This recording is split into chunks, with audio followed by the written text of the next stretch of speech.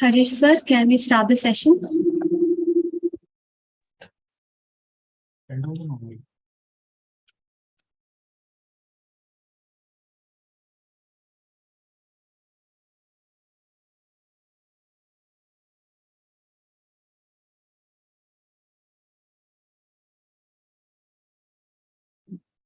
Sir, it was not audible, so can we start the session?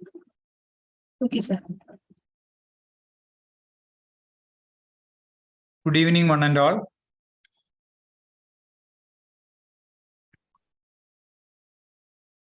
നമ്മുടെ രാജ്യത്തെ wild life സെലിബ്രേഷനുമായിട്ട് ബന്ധപ്പെട്ട് wild life വീക്കുമായിട്ട് ബന്ധപ്പെട്ട് advocate നമുക്ക് ഒരു ചെറിയൊരു വെൽക്കം സ്പീച്ച് ഉണ്ട്, അത് കഴിഞ്ഞിട്ട് തുടങ്ങി. ഒരു second 2 minute. Okay. Wildlife is something which man cannot construct. Once it is gone, it is gone forever, says Joy Adamson, a Czech Republic naturalist and author. Good evening, ladies and gentlemen. I welcome you all to the Wildlife Week Celebrations 2023, hosted by Kerala Law Academy Law College in association with KLA Forestry Club and IQSC KLA. We are thrilled to have you join us for this important event dedicated to protecting and conserving our precious wildlife.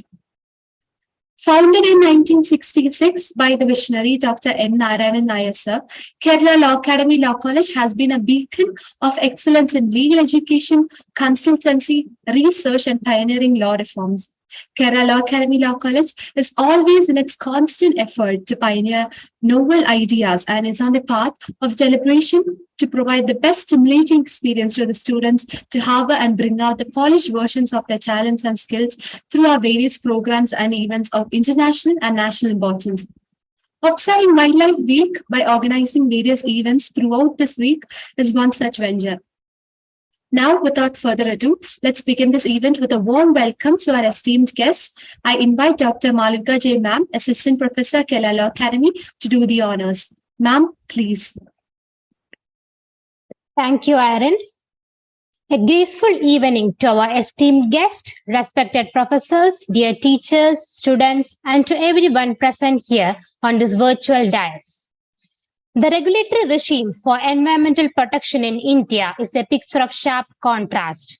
The country has elaborate statutes and regulations on almost every conceivable area, from hazardous waste to forest and wildlife. Yet, monitoring and enforcement capabilities remain weak. A country like India is unique in its practice of environmental governance. Here, the issue is not only the protection of biodiversity and ecological stability, but also the protection of the rights to access to natural resources for sustaining livelihood. The Indian experience in environmental governance involving easy access to justice through public interest litigation demonstrates the independent and powerful interaction of courts, which stood as a pillar of indispensable environmental justice. We are fortunate enough to have Advocate Harish Vasudevan, practicing lawyer in the High Court of Kerala and National Green Tribunal, policy analyst in land and environment, formal consultant of UNDP, a green activist, and an expert in environmental law. He is the winner of the Kirti Mudra Award for his contribution to the environmental sector. Lawyer by profession, he was a leading personality of different movements like Banned Endosulfan, Save Munnar, Save Nilyampadi, and Save Wetland. He led many successful legal battles in the National Green Tribunal and in various courts in Kerala. He is popularly known as the Green Lawyer. So I had an opportunity to interact with him a few years back. I could say that his love for the environment is unconditional and his vision of Mother Earth is truly inspiring. On behalf of Kerala Law Academy Law College and on my personal behalf, I welcome Advocate Harish Vasudevan sir to this session. It's a privilege for us to hear your words of wisdom, sir. We are indebted to Advocate Nagaraj Narayan sir, Director, Kerala Law Academy Law College, who is a true nature lover and a great environmentalist, and who always extend constant support to all the activities in this college. With a deep sense of respect, I welcome sir to this session. Thank you. Thank you, sir. We have the presence of Professor Anil Kumar K. Sir, Director of Administration, Students and Faculty Affairs, Kerala Law Academy Law College. A special mention to the respected sir for being the catalyst that stimulates us to do our best and standing as a pillar of strength. With a deep sense of appreciation, I welcome you, sir, to this function. A special mention to our respected principal, Professor Harindran sir, for his constant help and guidance that radiates a source of energy within us. I extend to you, sir, a hearty welcome. We have on this virtual dais Professor Anil Kumar G. Sir, Vice Principal of Kerala Law Academy, who has been a part of the KLA family for more than 25 years. And we have Professor Dr. Ajita Ma'am, our senior faculty member, who always showers dedication and devotion to all the activities of our college. I extend a hearty welcome to both of you. We have the presence of Sri N.K. Shashidharan sir, Assistant Professor, Kerala Law Academy, ex-IFS officer. He is the all-rounder of the KLA Forestry Club. And we also have the presence of Srimati Kasturi Ma'am, Assistant Professor, Kerala Law Academy, who is one of the organizers of this program and an active member of the Forestry Club. I welcome both of you to this session. Thank you, teacher. We have been fortunate enough to be backed up by a team of very proactive and dedicated teachers. I take this opportunity to welcome Advocate Varun sir, Assistant Professor, Kerala Law Academy, who will be rendering the vote of thanks today, and all other faculty members who always stand by us and motivate us. Finally, I would like to extend a welcome express to each and every one of you gathered here virtually. We truly appreciate your attendance and support. Have an engaging session. Thank you. Thank you, ma'am, for setting the tone for today's event. I take this moment to welcome you two into the session, ma'am. Our topic today is environmental governance in India, litigations, theory, and practice. And we are honored to have with us Advocate Harish Vasudevan, who is a leading environmentalist and advocate at Kerala High Court and the National Green Tribunal. In the legal arena, his relentless pursuit of justice has resulted in securing landmark judgments in high-impact cases related to environmental protection in the High Court of Kerala. His dedication to the cause is truly commendable and deserving of admiration. We are indeed fortunate to have such a distinguished speaker with us today. Now let us move on to the highlight of today's event, the insightful talk by Advocate Harish Vasudevan. So, ladies and gentlemen, please join me in welcoming Advocate Harish Vasudevan, sir, as he presents his thoughts on today's topic, environmental governance in India, litigations, theory, and practice. Sir, the virtual stage is yours. Thank you, Erin. Thank you, Dr. Malavika. Thank you, each and everyone who has worked behind this seminar. And I'm extremely glad, I could say, because Kerala Law Academy is well known for its veteran position in law, teaching of law, and making new lawyers every year and contributing a big success to the legal fraternity. We have in all offices in Ernakulam, we do have one person from Law Academy. I am sharing my office space with one of my colleagues, Vishnu from Law Academy. I am hearing everyday Law Academy stories from that group, and often I could say often I feel missing for not joining Law Academy when I got a opportunity to study law. I select my nearest law college is Kozhikode Law College. Thanking you for providing me such kind of a warm welcome and such an opportunity to speak on environment law. I'm not a veteran. I am also a law student. As a law student, I am trying to learn how the environmental law is evolving every year. For the past 20 years, I'm trying to learn how the environment law functions in this country. I don't know how many of you don't understand Malayalam. I think I can also use Malayalam. In India, we should understand the policy and law with respect to the practicability. In rest of the world, it may be different because the size of India, the population of India, the issues that we are facing, the complexity of the issues that we are facing, ഇതെല്ലാം മറ്റ് രാജ്യങ്ങളിൽ നിന്ന് വ്യത്യസ്തമാണ്. For example, 1/6 of the world population belongs to India. We do have all sorts of lands, all types of lands in India having different types of climates. നമുക്ക് രാജസ്ഥാനിൽ മരുഭൂമിയുണ്ട്, നമുക്ക് മഞ്ഞ് പെയ്യുന്ന കാശ്മീരുണ്ട്, അതുപോലെ നമുക്ക് വെറ്റ്ലാൻഡ്സ് നിറഞ്ഞിട്ടുള്ള പ്രദേശങ്ങളുണ്ട്, വളരെ ഡ്രൈ ആയിട്ട് കിടക്കുന്ന മഴ തീരെ ലഭിക്കാത്ത പ്രദേശങ്ങളുണ്ട്. എന്നാൽ മൗസിൻ റാമും ചിറാപുഞ്ചിയും പോലെ വർഷത്തിൽ ഏതാണ്ട് നല്ലൊരു സമയത്ത് കംപ്ലീറ്റ് ആയിട്ട് മഴ ലഭിക്കുന്ന പ്രദേശങ്ങളുണ്ട്. We do have all sorts of climates, unlike some foreign countries. അപ്പൊ നമുക്ക് ഒരു ടൈപ്പ് ഓഫ് ഗവേണൻസ് കൊണ്ട്, ഒരു ടൈപ്പ് ഓഫ് അപ്രോച്ച് കൊണ്ട് നമുക്ക് അഡ്രസ് ചെയ്യാൻ പറ്റുന്നതല്ല നമ്മുടെ issues. The land that we hold, the productive land that we hold for purposes like agriculture, living, development, township, etc. Compared to other countries, this is very, very limited. We do have a lot of land, but compared to the population, അത് വളരെ കുറവാണ്.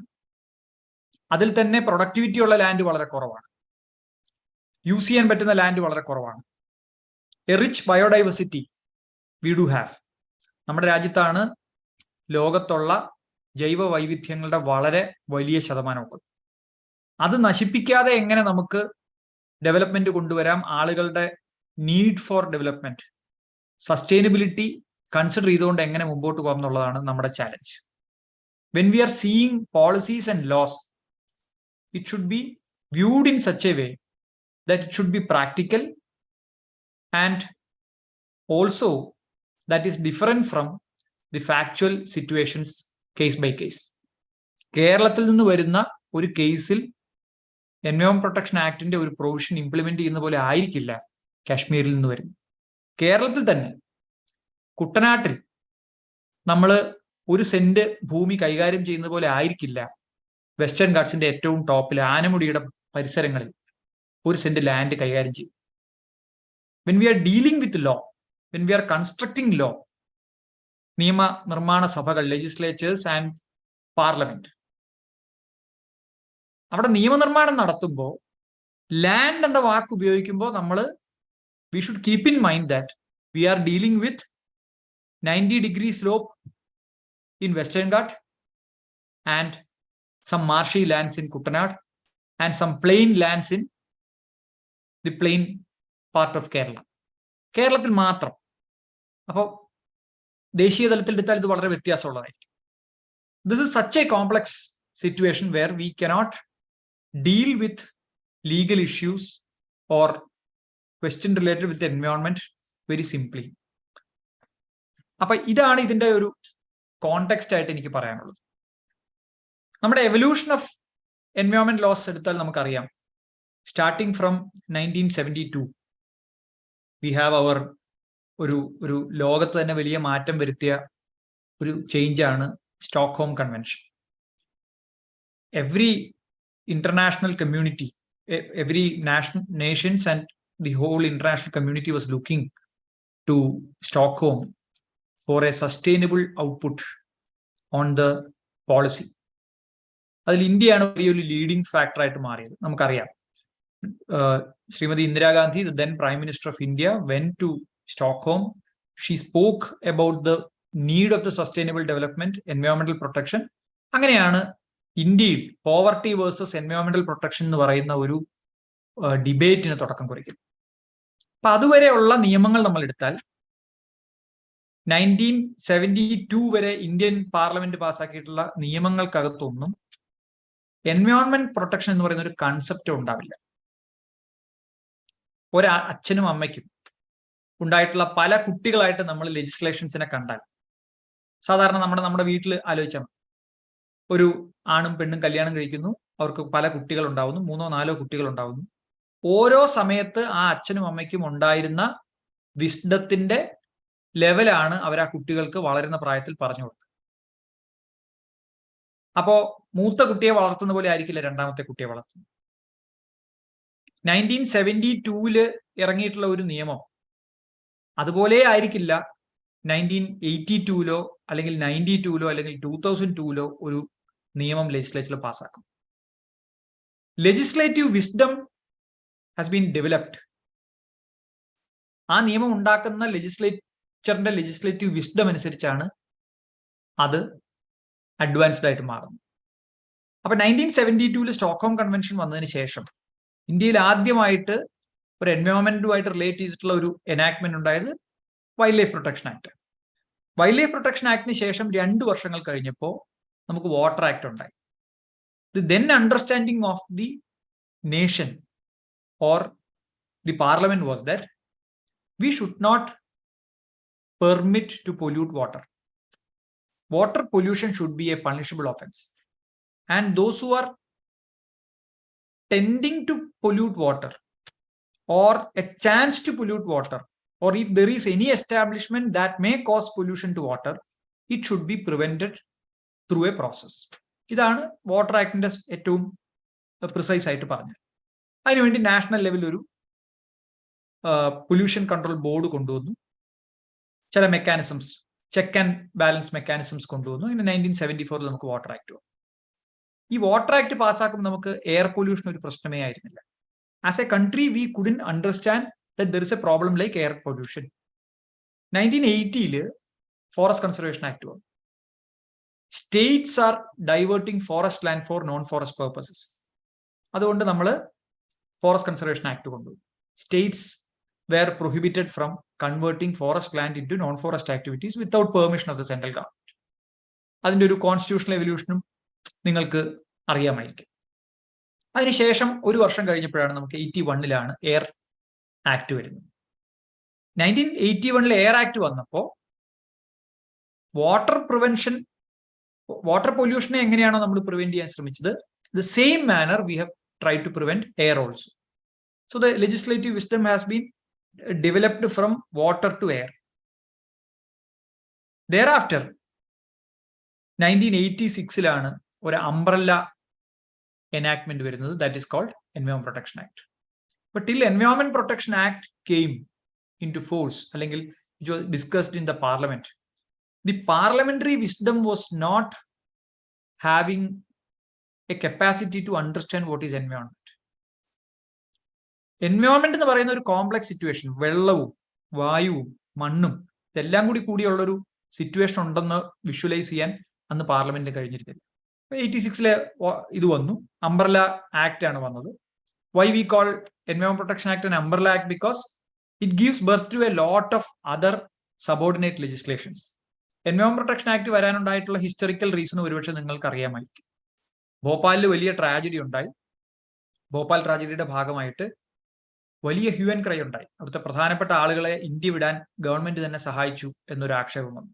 Government ആ ആക്ഷേപത്തിന്റെ ഒരു ഭയങ്കര അക്യൂസിഷൻസ്, അതിൽ നിന്ന് രക്ഷപ്പെടാൻ വേണ്ടിയിട്ടാണ് all of a sudden government പാർലമെന്റിൽ എൻവയോൺമെന്റ് പ്രൊട്ടക്ഷൻ ആക്ട് കൊണ്ടുവന്നു. If you see the provisions of environment protection act, mainly section 3, it gives enormous power to the central government. ഒരു അൺപ്രീസിഡന്റഡ് പവർ ഡെലിഗേഷൻ ആണ് പാർലമെന്റ് എൻവയോൺമെന്റ് പ്രൊട്ടക്ഷൻ ആക്ടിന്റെ section 3 വഴി കൊണ്ടുവന്നിരിക്കുന്നത്. എൻവയോൺമെന്റിനെ protect ചെയ്യാനും improve ചെയ്യാനും വേണ്ടി you can take any measures എന്നുള്ളതാണ് സെൻട്രൽ ഗവൺമെന്റിനെ എംപവർ ചെയ്തിരിക്കുന്ന പ്രൊവിഷൻ. കറസ്പോണ്ടിങ് ആയിട്ട് നമുക്ക് സെക്ഷൻ 5 ഉണ്ട്. Section 5 any direction can be issued by the central government for the protection and improvement of the environment. Direction can be to any person or authority. So 1986 ആയപ്പോഴത്തേക്കും central ഗവൺമെന്റിനെ empower ചെയ്തു environment protection measures എടുക്കാൻ വേണ്ടിയിട്ട്. Thereafter umbrella ആക്ടിന്റെ കീഴിൽ വന്നിട്ടുള്ള ഒരുപാട് subordinate legislations ഉണ്ട്. നമുക്ക് 1994 ആദ്യമായിട്ട് എൻവയോൺമെന്റൽ ഇമ്പാക്ട് അസസ്മെന്റ് നോട്ടിഫിക്കേഷൻ വരുന്നത്. അതുപോലെ തന്നെ 1991 കോസ്റ്റൽ സോൺ റെഗുലേഷൻ നോട്ടിഫിക്കേഷൻ വരുന്നത്.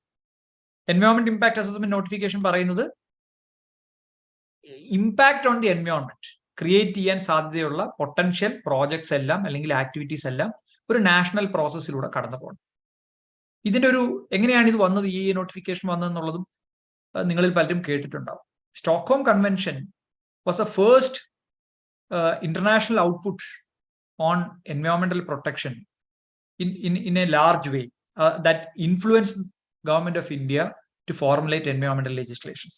അപ്പൊ അതിനകത്തെ ഒരു ടൂൾ ആയിരുന്നു അല്ലെങ്കിൽ ഒരു ആവശ്യമായിരുന്നു എൻവയോൺമെന്റിനെ അഫക്ട് ചെയ്യാൻ സാധ്യതയുള്ള projects or activities should undergo through a process where safeguard should be there should be a public consultation.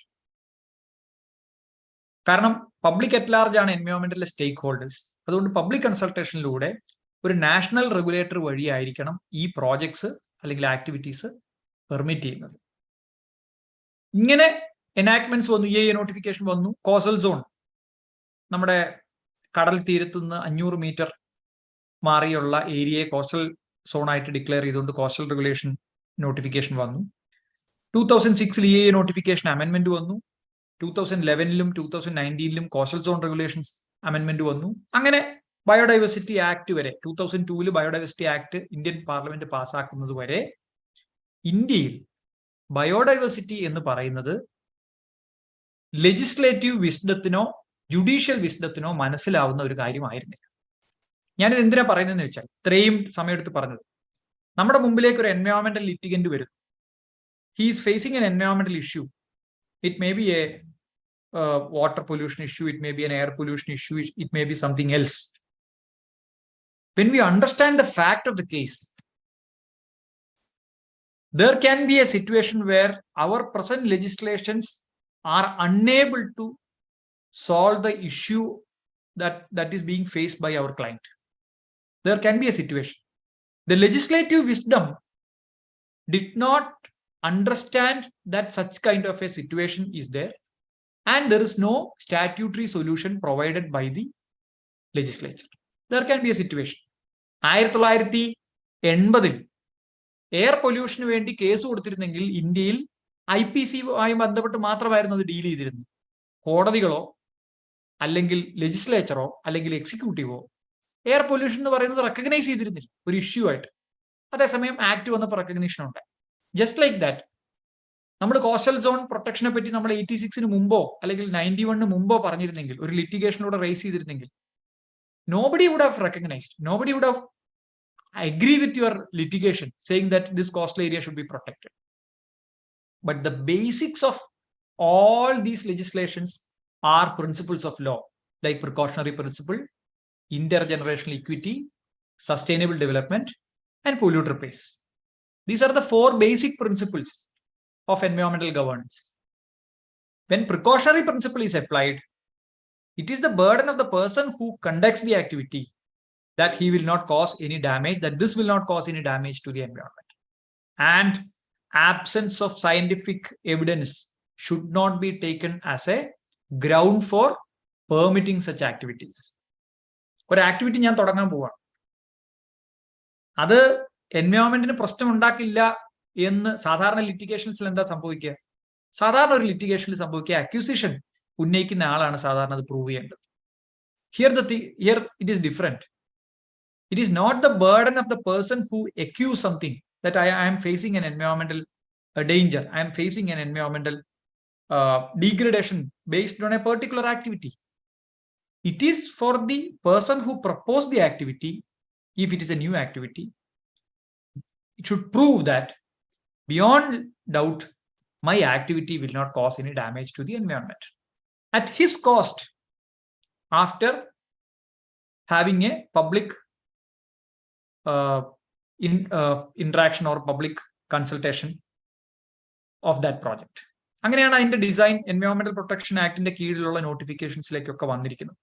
പലപ്പോഴും നോട്ടിഫിക്കേഷൻസിന്റെ പ്രൊവിഷൻസ് മാത്രം നോക്കിയിട്ട് നമ്മൾ Public consultation has been removed from this particular activity by the central government. Notification വഴി ഞാൻ അതിലേക്ക് വരാം.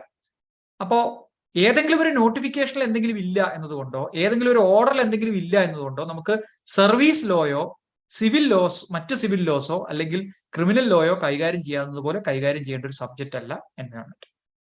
Environment when precautionary principle is there, in absence of a specific statutory provision, you should apply precautionary principle in such a way that you should protect the environment.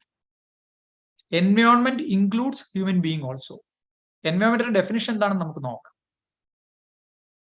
ഈ environmental enactments ഒരു വശത്ത് നടക്കുമ്പോൾ environment policies have also come. അപ്പൊ environment policy എന്താണ്, സ്റ്റേറ്റിന്റെ environment policy എന്താ, നമുക്കത് basic ആയിട്ട് നമുക്ക് മനസ്സിലാക്കാം.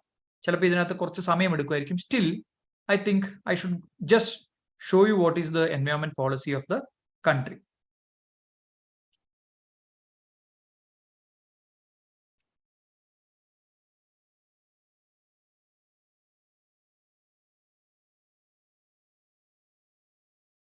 കാണുന്നുണ്ടോ? Yes, sir. National environment policy വരുന്നത് 2006-ലാണ്.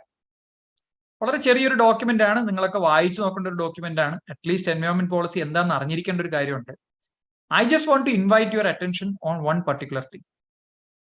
In National Environment Policy, in the preamble itself, is very clearly stated as follows. വായിക്കാൻ പറ്റുന്നുണ്ടോ? Sir, we can't see the document. ഓ, ടെക്സ്റ്റ് കാണുന്നില്ല. No, we can only see the folder in which the document is. Okay. Let me try.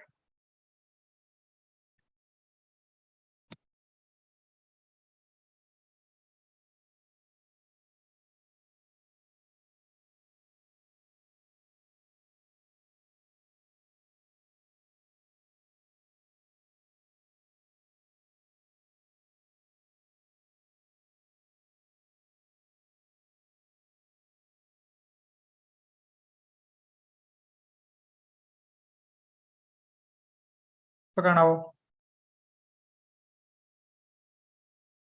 Yes, sir. Okay. So, this is the environment policy. Then in the first page, I just want to show one thing, only one thing, the preamble of environment policy. അപ്പോഴാണ് നമുക്ക് പ്രാക്ടീസിലേക്ക് വരാൻ പറ്റുമോ. Preamble: a diverse developing society such as ours provides numerous challenges in the first paragraph. Really important. Second paragraph: the present national policies for environmental management are contained in National Forest Policy 1988, the National Conservation Strategy and Policy Statement on Environment and Development 1992, and the Policy Statement on Abatement of Pollution 1992. Some sector policies such as National Agriculture Policy 2000, National Population Policy 2000, and National Water Policy 2000 have also contributed towards environmental management. ഇത് environment പോളിസിയെ പറ്റി പറയുമ്പോൾ അതിന്റെ ഒരു complexity മനസ്സിലാവണമെങ്കിൽ ഇത്രയും policies ഉൾപ്പെടുന്നതാണ് നമ്മുടെ environment policy. അപ്പൊ ഈ എൻവയോൺമെന്റ് പോളിസിയിൽ ഇല്ലാത്ത കാര്യങ്ങളെല്ലാം നമുക്ക് നാഷണൽ ഫോറസ്റ്റ് പോളിസിയിൽ കാണാം, conservation strategy policy statement on environment and development 92 അതിൽ കാണാം, അബേറ്റ്മെന്റ് ഓഫ് പൊല്യൂഷൻ 92 കാണാം, അഗ്രികൾച്ചർ പോളിസിയിൽ കാണാം, പോപ്പുലേഷൻ പോളിസിയിൽ കാണാം. എന്തിനാണ് പോപ്പുലേഷൻ പോളിസി എൻവയോൺമെന്റ് പോളിസിയുടെ ഭാഗമാവുന്നത്? Why is it so? ഞാനത് നിങ്ങളുടെ ചിന്തയ്ക്ക് വിടുകയാണ്. ഇനി നമുക്ക് ഇതിനകത്ത് ഡിസ്കസ് ചെയ്തിരിക്കുന്ന ഒരു പർട്ടിക്കുലർ ഡോക്യുമെന്റ് മാത്രം ഒന്ന് നോക്കാം.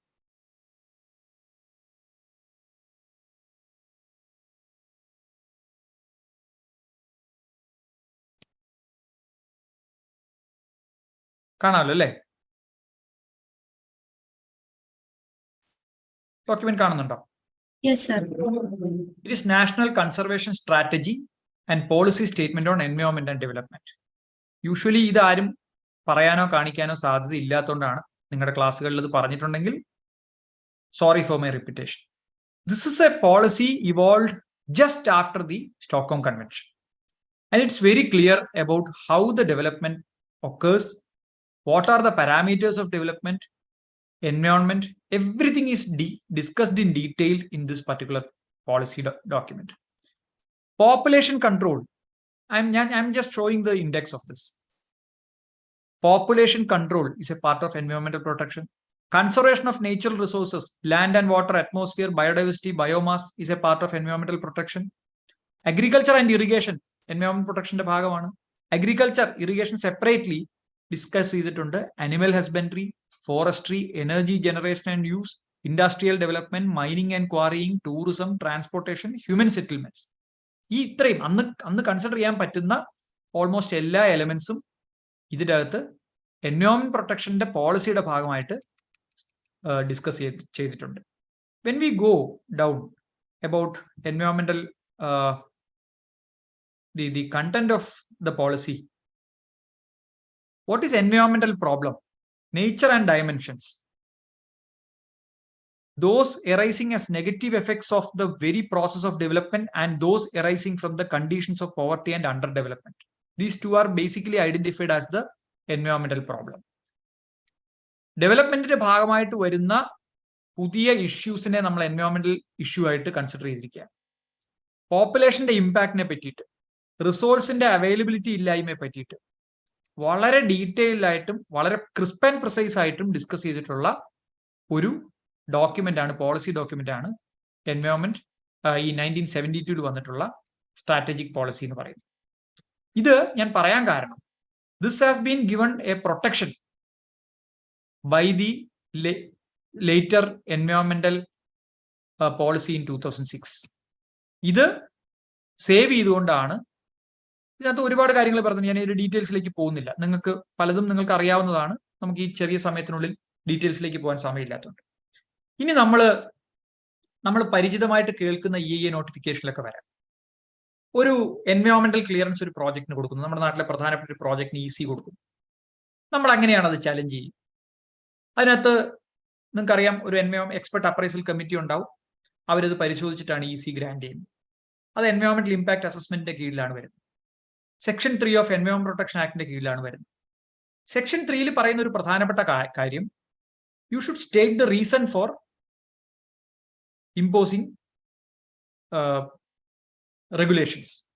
നിങ്ങൾക്കൊരു റെഗുലേഷനോ അല്ലെങ്കിൽ ഒരു റെസ്ട്രിക്ഷനോ കൊണ്ടുവരണമെങ്കിൽ അതിന്റെ റീസൺ പറയണം. ഞാൻ 2006 EIA നോട്ടിഫിക്കേഷനും 1991 2011 2019 ഇറങ്ങിയിട്ടുള്ള CRZ നോട്ടിഫിക്കേഷൻസും എടുത്തു വെച്ചിട്ടുണ്ട്. You can see the first page of these notifications. ഇവിടെ എവിടെയും എന്തുകൊണ്ടാണ് ഈ റെഗുലേഷൻ കൊണ്ടുവരുന്നതെന്ന് പറയുന്നില്ല. അപ്പൊ നമ്മളൊരു ലിറ്റിഗേഷനുമായിട്ട് കോടതിയിൽ പോകുമ്പോൾ ഒരു കടൽ തീരത്ത് വലിയ മണൽ ഖനനം നടക്കും, നമ്മുടെ കരിമണൽ ഖനനം പോലത്തെ ഖനനം നടക്കും. അപ്പൊ ആളുകൾ ഓടി കോടതിയിലേക്ക് പോകും. What will happen? The court will look into the provisions of the statutory notification. Nowhere it says why you are imposing this restriction. The authority says no, it should not be done.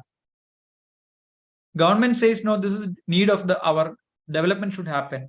Public also രണ്ട് തട്ടിലായിരിക്കും, വേണമെന്ന് പറയുന്നവരുണ്ടാവും, വേണ്ടെന്ന് പറയുന്നവരുണ്ടാവും. ഈ provision മാത്രം വായിച്ചു നോക്കിയിട്ട് environment ഇഷ്യൂവിനെ interpret ചെയ്യാൻ നിന്നാലുള്ള ബുദ്ധിമുട്ട്, you will miss the wholesome picture of the same. ഈ നോട്ടിഫിക്കേഷൻസിൽ ഒന്നും എന്തുകൊണ്ടാണ് ഈ റെസ്ട്രിക്ഷൻ 500 മീറ്ററിനകത്ത് കൊണ്ടുവരുന്നതെന്ന് പറയുന്നില്ല. അപ്പോൾ ലോ സ്റ്റുഡൻസ് എന്നുള്ള നിലയ്ക്ക് ഞാൻ നിങ്ങളോട് റിക്വസ്റ്റ് ചെയ്യുന്നത്, നിങ്ങൾ ഈ നോട്ടിഫിക്കേഷൻസിന്റെ എല്ലാം ഒറിജിനൽ ഡ്രാഫ്റ്റ് കണ്ടുപിടിച്ച് 91 CRZ നോട്ടിഫിക്കേഷന്റെ ഡ്രാഫ്റ്റും 1994 EIA നോട്ടിഫിക്കേഷൻ ഇറക്കുന്നതിന് മുമ്പ് പബ്ലിക് കൺസൾട്ടേഷൻ നടത്തിയിട്ടുള്ള 93 ഡ്രാഫ്റ്റും നിങ്ങളൊന്ന് വായിച്ചു നോക്കണം, തപ്പി കണ്ടുപിടിച്ച്.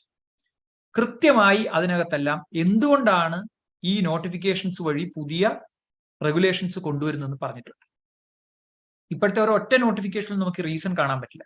Over a period of time what happens, the judicial persons, the lawyer community and the persons who are dealing with എൻവയോൺമെന്റൽ റെഗുലേഷൻസ് ഇൻ ദ എക്സിക്യൂട്ടീവ്, ഇവരെല്ലാവരും എന്തിനു വേണ്ടിയാണ് ഈ നിയമം കൊണ്ടുവന്നിരിക്കുന്നത് എന്നുള്ളത് മനസ്സിലാകാതെ over a period of time എൻവയോൺമെന്റൽ റെഗുലേഷൻസ് നടപ്പാക്കുന്നത് ആർക്കോ വേണ്ടി നടപ്പാക്കുന്ന പോലെ ഇരിക്കും. ഇത് എന്തിനാണ് നടപ്പാക്കുന്നതെന്ന് ഈ നടപ്പാക്കുന്നവനോ നടപ്പാക്കുന്നവൾക്കോ ഈ ഉത്തരവ് ഏറ്റുവാങ്ങുന്ന ആളുകൾക്കോ മനസ്സിലാവില്ല. സ്വാഭാവികമായിട്ടും അവർ അജിറ്റേറ്റഡ് ആവും, അവർ ചലഞ്ച് ചെയ്യും, അവരിതിനെതിരെ പ്രൊട്ടസ്റ്റ് നടത്തും. ഈ റീസൺസ് പറയേണ്ടത് സെക്ഷൻ 3 വളരെ അത്യാവശ്യമാണെങ്കിലും സെൻട്രൽ ഗവൺമെന്റ് ഒരിടത്തും ഈ റീസൺസ് പറയാറില്ല. ഒരിടത്തും ഒരു ജുഡീഷ്യൽ ചാലഞ്ചിലും അവരോട് റീസൺ പറയാൻ നിർബന്ധിക്കാറുമില്ല.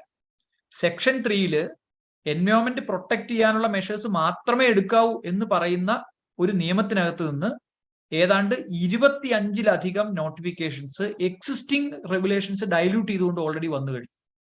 എങ്ങനെയാണ് എക്സിസ്റ്റിംഗ് റെഗുലേഷൻ ഡൈല്യൂട്ട് ചെയ്യാൻ? എവിടെയാണ് പ്രൊവിഷൻ ഉള്ളത്? എവിടെയും പ്രൊവിഷൻ ഇല്ല. അങ്ങനെ ഒരു പവർ പോലും സെൻട്രൽ ഗവൺമെന്റ് കൊടുത്തിട്ടില്ല. അവിടെയാണ് നമ്മുടെ പ്രിൻസിപ്പിൾ ഓഫ് നോൺ റിഗ്രഷൻ ഒക്കെ കടന്നു വരും. നമ്മൾ എവിടെയും വായിച്ചു പഠിക്കാൻ പറ്റുന്ന കാര്യമല്ല, അല്ലെങ്കിൽ ഏതെങ്കിലും ലോ ടെക്സ്റ്റിലുള്ള കാര്യമല്ല principle of non regression. You should not bring a new legislation as a regressive one.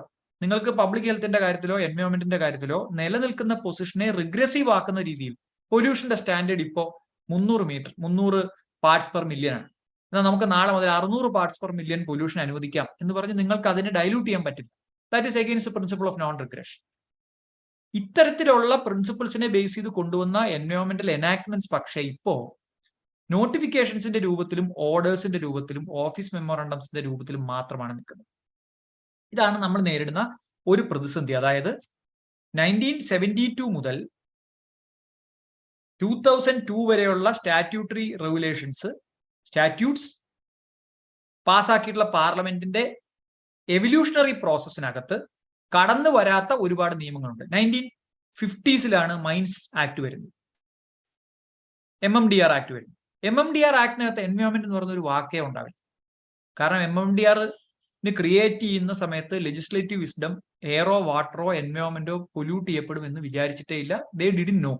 Even in the wildest stretch of imagination of the administrator there can be a environmental issue because they are unaware about the environment. അതുപോലെയുള്ള നിയമങ്ങൾ നമ്മൾ എടുത്തു കഴിഞ്ഞാൽ ഈ എൻവയോൺമെന്റൽ regulations വന്നതിന് ശേഷം constitutional and statutory wisdom of parliament ഒരു എൻവയോൺമെന്റൽ ഇവല്യൂഷന് വിധേയമായതിനു ശേഷം നിയമങ്ങളൊന്നും വന്നിട്ടില്ല. അതുകൊണ്ട് തന്നെ അത് നടപ്പാക്കിയിട്ടില്ല. ഇനി ജുഡീഷ്യൽ പ്രീസിഡൻസിലേക്ക് പോയാൽ ഇന്ത്യയിൽ ഒരുപാട് നല്ല പ്രീസിഡൻസിലൂടെയാണ് എൻവയോൺമെന്റ് ലോ ഇവോൾവ് ചെയ്തിട്ടുള്ളത്. 96 വെല്ലൂർ സിറ്റിസൺസ് കേസ് നമുക്കറിയാം. അതുപോലെ 96 തന്നെ വന്നിട്ടുള്ള എൻവിറോ ലീഗൽ ആക്ഷന്റെ കേസ് നമുക്കറിയാം. MC മേത്തയുടെ കേസുകൾ അറിയാം. ഇതിനകത്തെല്ലാം ആർട്ടിക്കിൾ 21 എൻവയോൺമെന്റൽ പ്രൊട്ടക്ഷൻ ഒരു ഫണ്ടമെന്റൽ റൈറ്റ് ആയിട്ട് ഡിക്ലെയർ ചെയ്തിട്ടുണ്ട്. എൻവയോൺമെന്റൽ പ്രൊട്ടക്ഷൻ ഫണ്ടമെന്റൽ റൈറ്റ് ആയിട്ട് ഡിക്ലെയർ ചെയ്യുമ്പോൾ എന്ത് വേണം? സ്വാഭാവികമായിട്ടും നമ്മൾ ഈ പറയുന്ന 4 principles, precautionary principle, Inter generational equity, sustainable development, polluter pays, ഇത് 4 ഇന്ത്യയിൽ ആർട്ടിക്കിൾ 21 ഭാഗമാണെന്ന് സുപ്രീം കോടതി ഡിക്ലെയർ ചെയ്തിട്ടുണ്ട്. ഇത് 4 ഇന്ത്യയിലെ എൻവയോൺമെന്റൽ ഗവേണൻസിന്റെ ഭാഗമാണെന്ന് പറയുമ്പോൾ സാധാരണക്കാരായ ഒരാള് തൊട്ടടുത്ത പഞ്ചായത്ത് ഓഫീസിലോ വില്ലേജ് ഓഫീസിലോ സർക്കാരിന്റെ അടുത്തോ കോടതിയിലോ സിവിൽ കോർട്ടിലോ ചെന്ന് കഴിഞ്ഞാൽ അദ്ദേഹത്തിന് ഇത് കിട്ടണം. ഒരാള് ഒരു പ്രദേശം പൊല്യൂട്ട് ചെയ്തു, അതിനെന്താണ് സൊല്യൂഷൻ? പൊല്യൂഷൻ കൺട്രോൾ ബോർഡ് അത് പരിഹരിക്കുക എന്നുള്ളതാണ്. അടുത്ത സൊല്യൂഷൻ എന്താണ്? ഈ നഷ്ടപ്പെട്ട ആൾക്ക് അതിന്റെ കോമ്പൻസേഷൻ കൊടുക്കുക എന്നുള്ളതാണ്. എവിടെയാണ് പൊല്യൂട്ടർ പേസ് ഇന്ത്യയിൽ ഏതെങ്കിലും ഒരു അഡ്മിനിസ്ട്രേറ്റീവ് ലോയുടെ ഭാഗമായിട്ടോ ഒരു സ്റ്റാറ്റ്യൂട്ടറി പ്രൊവിഷനായിട്ടോ വന്നിട്ടുള്ളത്? Even after 20 or 30 years after the Supreme Court's declaration on polluter pays, even today there is no administrative mechanism to implement polluter pays. നമ്മൾ കോടതികളിലും ഗവൺമെന്റ് ലോ കോളേജുകളിലും ഇരുന്നിട്ട് അല്ലെങ്കിൽ കോളേജുകളിലും ഇരുന്നിട്ട് ലോ കോളേജുകളിൽ ഇരുന്നിട്ട് അല്ലെങ്കിൽ ഡിസ്കഷൻസിൽ ഇരുന്നിട്ട് എൻവയോൺമെന്റൽ പ്രിൻസിപ്പിൾസ് ഇന്ത്യ അപ്ഹെൽഡ് ചെയ്തിട്ടുണ്ടെന്ന് പറയാം. അടുത്ത പ്രാവശ്യം സ്റ്റോക്ക്ഹോമിൽ ചെല്ലുമ്പോൾ നമ്മുടെ പ്രധാനമന്ത്രിക്ക് പറയാം ഇന്ത്യ അങ്ങനെ ചെയ്തിട്ടുണ്ട്. പക്ഷെ ദർ ഇസ് നോ മെക്കാനിസം. അവിടെയാണ് നമ്മൾ ലോയേഴ്സിന്റെ ഒരു പ്രസക്തി. നമ്മൾ ഈ എൻവയോൺമെന്റൽ ജൂറിസ്പ്രുഡൻസിനെ മുമ്പോട്ട് കൊണ്ടുപോകണമെങ്കിൽ we should find mechanisms, we should find tools to implement the principles of environment protection. Sustainable ഡെവലപ്മെന്റിന്റെ പ്രിൻസിപ്പിൾ അവിടെ ഉണ്ട്. എങ്ങനെയാണ് അത് ഒരു ലോ, ഒരു അനാക്ട്മെന്റ് വരുമ്പോൾ അതിൽ അപ്ലൈ ചെയ്യുക? ഒരു ഏരിയ ഇറിക്കവറബിളി ലോസ്റ്റ് ആവുകയാണെങ്കിൽ നമുക്കതിനെ സസ്റ്റൈനബിൾ ഡെവലപ്മെന്റ് എന്ന് വിളിക്കാൻ പറ്റില്ല. അപ്പൊ അങ്ങനെ പെർമിറ്റ് ചെയ്യുന്ന ഏതെങ്കിലും സ്റ്റാറ്റ്യൂട്ട്സ് കൊണ്ടുവരുന്നുണ്ടെങ്കിൽ അത് കോൺസ്റ്റിറ്റ്യൂഷനാണ്, അത് അൺകോൺസ്റ്റിറ്റ്യൂഷണൽ ആണെന്ന് ഡിക്ലെയർ ചെയ്യാൻ കോടതി പോകേണ്ടി വരും. എത്രയോ ഉദാഹരണങ്ങൾ നമ്മുടെ മുമ്പിലുണ്ട്. ചില പ്രോജക്ട്സ് ഇപ്പൊ EIA നോട്ടിഫിക്കേഷൻ, എൻവയോൺമെന്റൽ ഇമ്പാക്ട് അസസ്മെന്റ് നോട്ടിഫിക്കേഷൻ, അതിന്റെ ഷെഡ്യൂളിൽ പറയുന്നു ഇന്ന പ്രോജക്ട്സ് എല്ലാം ഇതിന്റെ പരിധിയിൽ വരുന്നു. അത് തുടങ്ങുന്നതിന് മുമ്പ് ആളുകൾ പോയിട്ട് ക്ലിയറൻസ് എടുക്കണം എന്ന് പറയും. അതിനകത്ത് പെടാത്ത ഒരു സംഗതിയാണ് നമ്മുടെ നാട്ടിലെ പാലങ്ങളുടെ നിർമ്മാണം. ബ്രിഡ്ജസ്, വലിയ ബ്രിഡ്ജസ് പണിയുന്നു, എൻവയോൺമെന്റൽ ഇമ്പാക്ട് ഉണ്ട്. പക്ഷേ EIA നോട്ടിഫിക്കേഷന്റെ ഷെഡ്യൂള് 93 ഉണ്ടാക്കിയപ്പോ അല്ലെങ്കിൽ 2006 ഉണ്ടാക്കിയപ്പോൾ പാലങ്ങളുടെ എൻവയോൺമെന്റൽ ഇമ്പാക്ട് അറിയില്ല. ഇന്ന് ഇന്ത്യയിൽ ഏറ്റവും കൂടുതൽ എൻവയോൺമെന്റൽ ഇമ്പാക്ട് ഉണ്ടാക്കിക്കൊണ്ടിരിക്കുന്ന ഒരു ബിസിനസ് എന്ന് പറയുന്നത് ഇറച്ചി എടുക്കുന്ന മീറ്റ് പ്രൊഡ്യൂസിങ് സെന്റേഴ്സ് ആണ്.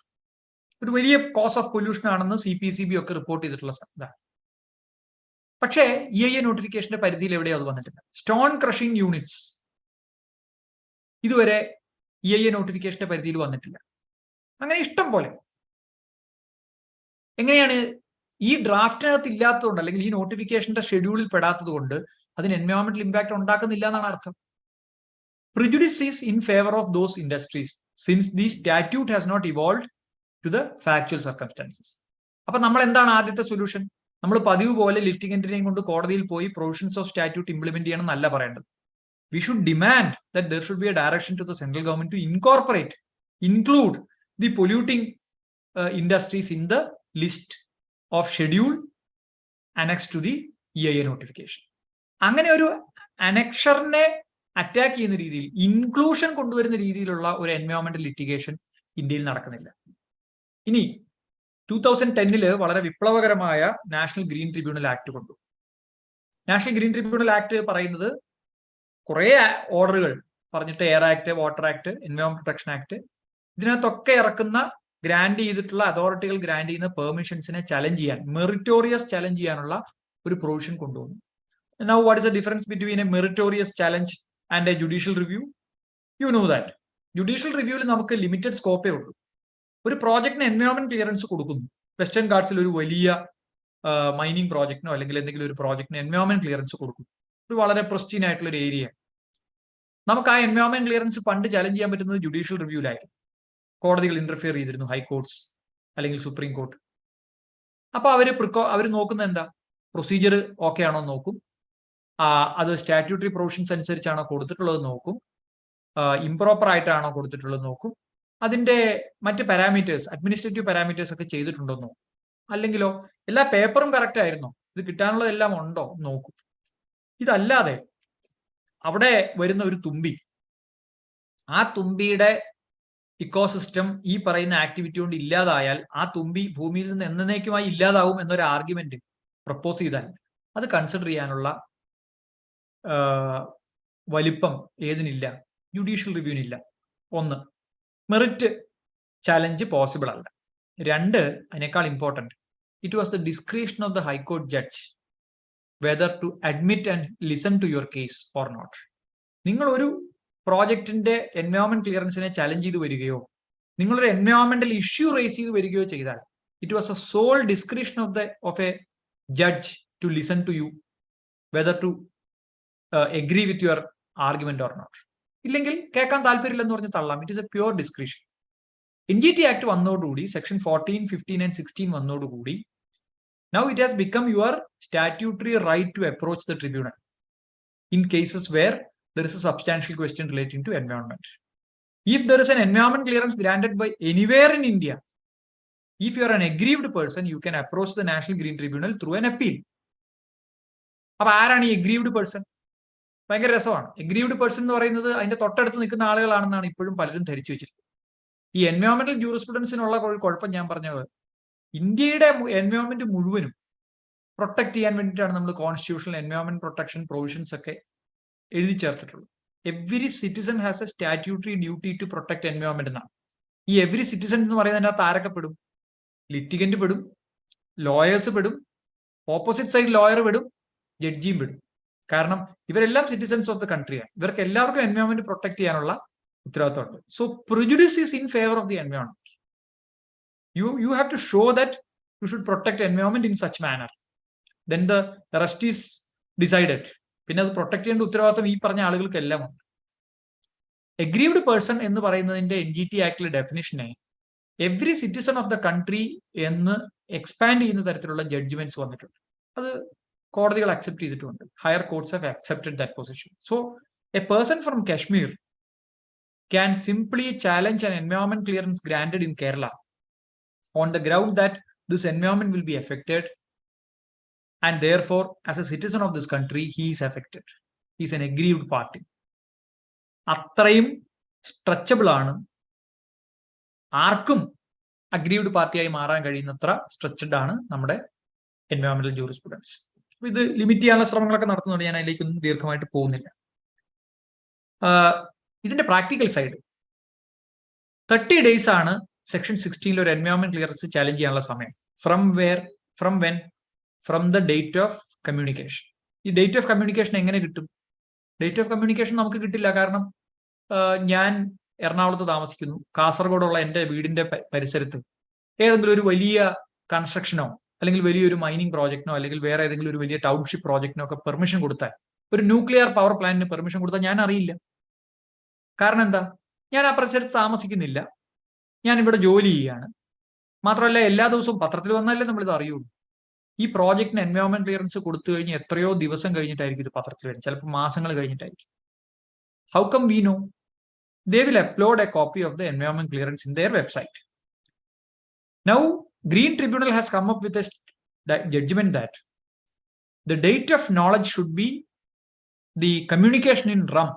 From the date of communication in RAM. അതായത് പബ്ലിക്കിനെ അറിയിക്കുന്ന ഡേറ്റ് മുതൽ നിങ്ങളുടെ ഡേറ്റ് ഓഫ് കമ്മ്യൂണിക്കേഷൻ ആരംഭിക്കുക എന്ന് പറഞ്ഞാൽ എൻവയോൺമെന്റ് ക്ലിയറൻസ് വെബ്സൈറ്റിൽ അപ്ലോഡ് ചെയ്യുന്ന ദിവസം മുതൽ 30 days സ്റ്റാർട്ട് ചെയ്യുക എന്ന് പറഞ്ഞാൽ the presumption of law is that ഇന്ത്യയിലുള്ള എല്ലാ സിറ്റിസൺസും എല്ലാ ദിവസവും അതത് സ്റ്റേറ്റ് എൻവയോൺമെന്റ് ഇമ്പാക്ട് അസസ്മെന്റ് അതോറിറ്റിയുടെയോ സെൻട്രൽ ഗവൺമെന്റ് മിനിസ്ട്രിയുടെയോ വെബ്സൈറ്റ് ചെക്ക് ചെയ്ത് നമ്മളെ അഫക്ട് ചെയ്യുന്ന ഏതെങ്കിലും എൻവയോൺമെന്റ് ക്ലിയറൻസ് കൊടുത്തിട്ടുണ്ടോ എന്ന് നോക്കും എന്നാണ് പ്രിസംപ്ഷൻ. ഞാനൊരു പ്രാക്ടിക്കൽ സ്റ്റോറി പറയാം. ഒരു ട്രൈബ്, അരുണാചൽ പ്രദേശിലുള്ള ഒരു ട്രൈബ് അവിടെ കൊടുത്ത 5 ഡാം പ്രോജക്ട്സിന്റെ എൻവയോൺമെന്റ് ക്ലിയറൻസ് ചാലഞ്ച് ചെയ്ത് ഡൽഹിയിൽ കേസ് അപ്പീൽ ഫയൽ ചെയ്തു. There was an argument regarding date of knowledge. This tribe has filed an affidavit saying that അയാള് 8 മണിക്കൂർ നടന്ന് വന്നിട്ട് ഏതാണ്ട് 12 മണിക്കൂർ ബസ്സിൽ യാത്ര ചെയ്താൽ മാത്രമാണ് അദ്ദേഹത്തിന് ആദ്യത്തെ ഇലക്ട്രിസിറ്റി ഉള്ള സ്ഥലത്ത് എത്താൻ കഴിയുള്ളൂ. അവിടുന്ന് പിന്നെയും സഞ്ചരിച്ചാൽ മാത്രമേ ഇന്റർനെറ്റ് കണക്ടിവിറ്റി ഉള്ള ഒരു സ്ഥലത്ത് അദ്ദേഹത്തിന് എത്താൻ പറ്റുള്ളൂ, ഒരു ലൊക്കേഷനിൽ എത്താൻ പറ്റുള്ളൂ. അപ്പൊ 12ഉം 8ഉം മണിക്കൂർ ദിവസവും സഞ്ചരിച്ചാൽ മാത്രമേ, അല്ലെങ്കിൽ ഒരു സൈഡിൽ സഞ്ചരിച്ചാൽ മാത്രമേ ഇന്റർനെറ്റ് കണക്ടിവിറ്റി ഉള്ള ഒരു സ്ഥലത്ത് പോയിട്ട് ഈ EC കൊടുത്തോ ഇല്ലയോ എന്ന് അറിയാൻ പറ്റൂ. അത്ര റിമോട്ട് ആയിട്ടുള്ള പ്രദേശങ്ങൾ ഇന്ത്യയിലുണ്ട്. നിങ്ങൾക്ക് നെറ്റ് ചെക്ക് ചെയ്തൂടെ എന്ന് ചിലപ്പോൾ ജഡ്ജി നിങ്ങളോട് ചോദിക്കും.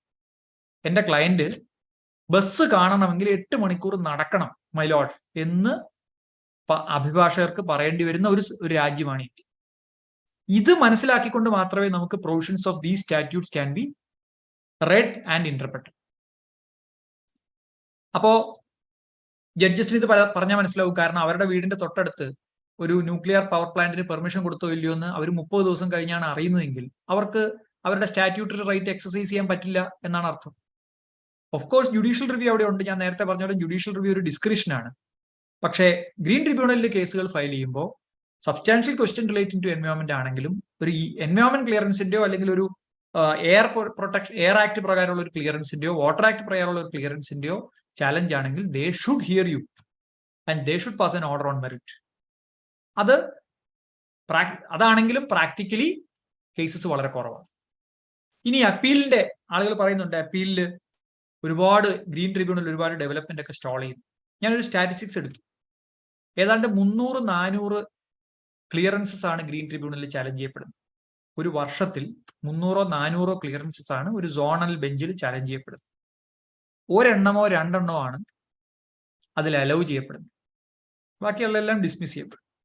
ഈ 1 2 കേസുകൾ അലൗ ചെയ്യപ്പെടുന്നത് ഈ ഏതാണ്ട് 30,000 ക്ലിയറൻസസ് കൊടുക്കുന്ന ഒരു ഏരിയയിൽ നിന്നാണ് 100-100-ൽ 1%, ഒരു 1% of the total clearances granted ആണ് ചലഞ്ച് ചെയ്യപ്പെടുന്നത്.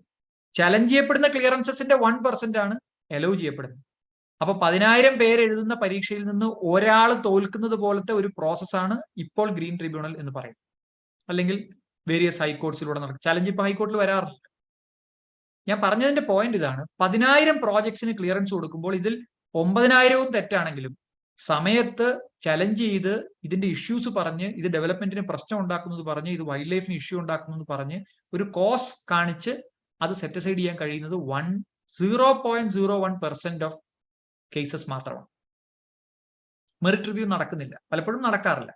നമ്മൾ പ്രോസസ്സ് നോക്കിയാൽ കാണാം മെറിറ്റ് റിവ്യൂ വളരെ ദയനീയമായിട്ടാണ് നടക്കുന്നുള്ളത്. ഈ എൻവയോൺമെന്റ് പ്രൊട്ടക്ഷൻ ആക്ടിന്റെ കീഴിലും മറ്റ് റെഗുലേഷൻസിന്റെ കീഴിലും വന്നിട്ടുള്ള അതോറിറ്റീസ് അവരുടെ ഫംഗ്ഷൻ വളരെ മോശമായിട്ടാണ് നടക്കുന്നത്. ഒരു ഉദാഹരണം പറയാം. എയർ ആക്ടിലും വാട്ടർ ആക്ടിലും ഒരു അപ്പീൽ പ്രൊവിഷൻ ഉണ്ട്. Any consent granted by the pollution control board, any person affected can file an appeal before the appellate authority. Second appeal is possible before the National Green Tribunal. ഈ appeal file ചെയ്യണമെങ്കിൽ ഒരു appellate authority വേണമെങ്കിലോ? Kerala സ്റ്റേറ്റിൽ ഒരു appellate authority ഇതുവരെ ഉണ്ടായിട്ടില്ല. Appellate authority ഉണ്ട്, അവര് once in a while sitting നടത്തുന്ന ആളുകളാണ്. തിരുവനന്തപുരത്തുണ്ട്. സ്റ്റേറ്റ് ലോ നമ്മുടെ സെക്രട്ടറി ആണ് അതിന്റെ ചെയർപേഴ്സൺ, ലോ സെക്രട്ടറി. അപ്പൊ അദ്ദേഹത്തിന് വേറെ 100 പണിയുണ്ട്, അദ്ദേഹത്തിന് ഇവിടെ സിറ്റിംഗ് നടത്താൻ പറ്റും. അതുകൊണ്ട് തന്നെ സിറ്റിംഗ് ഇല്ലാത്തൊരു കോടതിയിൽ ആരും കൊണ്ടുപോയി അപ്പീൽ ഫയൽ ചെയ്യില്ല. അതുകൊണ്ട് എയർ ആൻഡ് വാട്ടർ ആക്ട് പ്രകാരം 1,00,000 ക്ലിയറൻസ് കേരളത്തിൽ ഒരു വർഷത്തിൽ കൊടുത്താലും 100-ൽ താഴെ കൺസെന്റുകളാണ് ചലഞ്ച് ചെയ്യപ്പെടുക. കാരണം സ്റ്റാറ്റ്യൂട്ടിൽ പറഞ്ഞിട്ടുണ്ട്, റൂളിൽ പറഞ്ഞിട്ടുണ്ട്, പക്ഷേ there is no proper forum to adjudicate. Effective forum ഇല്ല. ഇനി എൻവയോൺമെന്റ് ഇമ്പാക്ട് അസസ്മെന്റ് അതോറിറ്റിയുടെയോ അല്ലെങ്കിൽ കോസ്റ്റൽ സോൺ മാനേജ്മെന്റ് അതോറിറ്റിയുടെയോ കാര്യം എടുത്തു കഴിഞ്ഞാൽ പ്രോപ്പറായിട്ട് സമയത്ത് അജണ്ടകൾ പബ്ലിഷ് ചെയ്യാറില്ല, പ്രോപ്പറായിട്ട് മിനിറ്റ്സ് പബ്ലിഷ് ചെയ്യാറില്ല.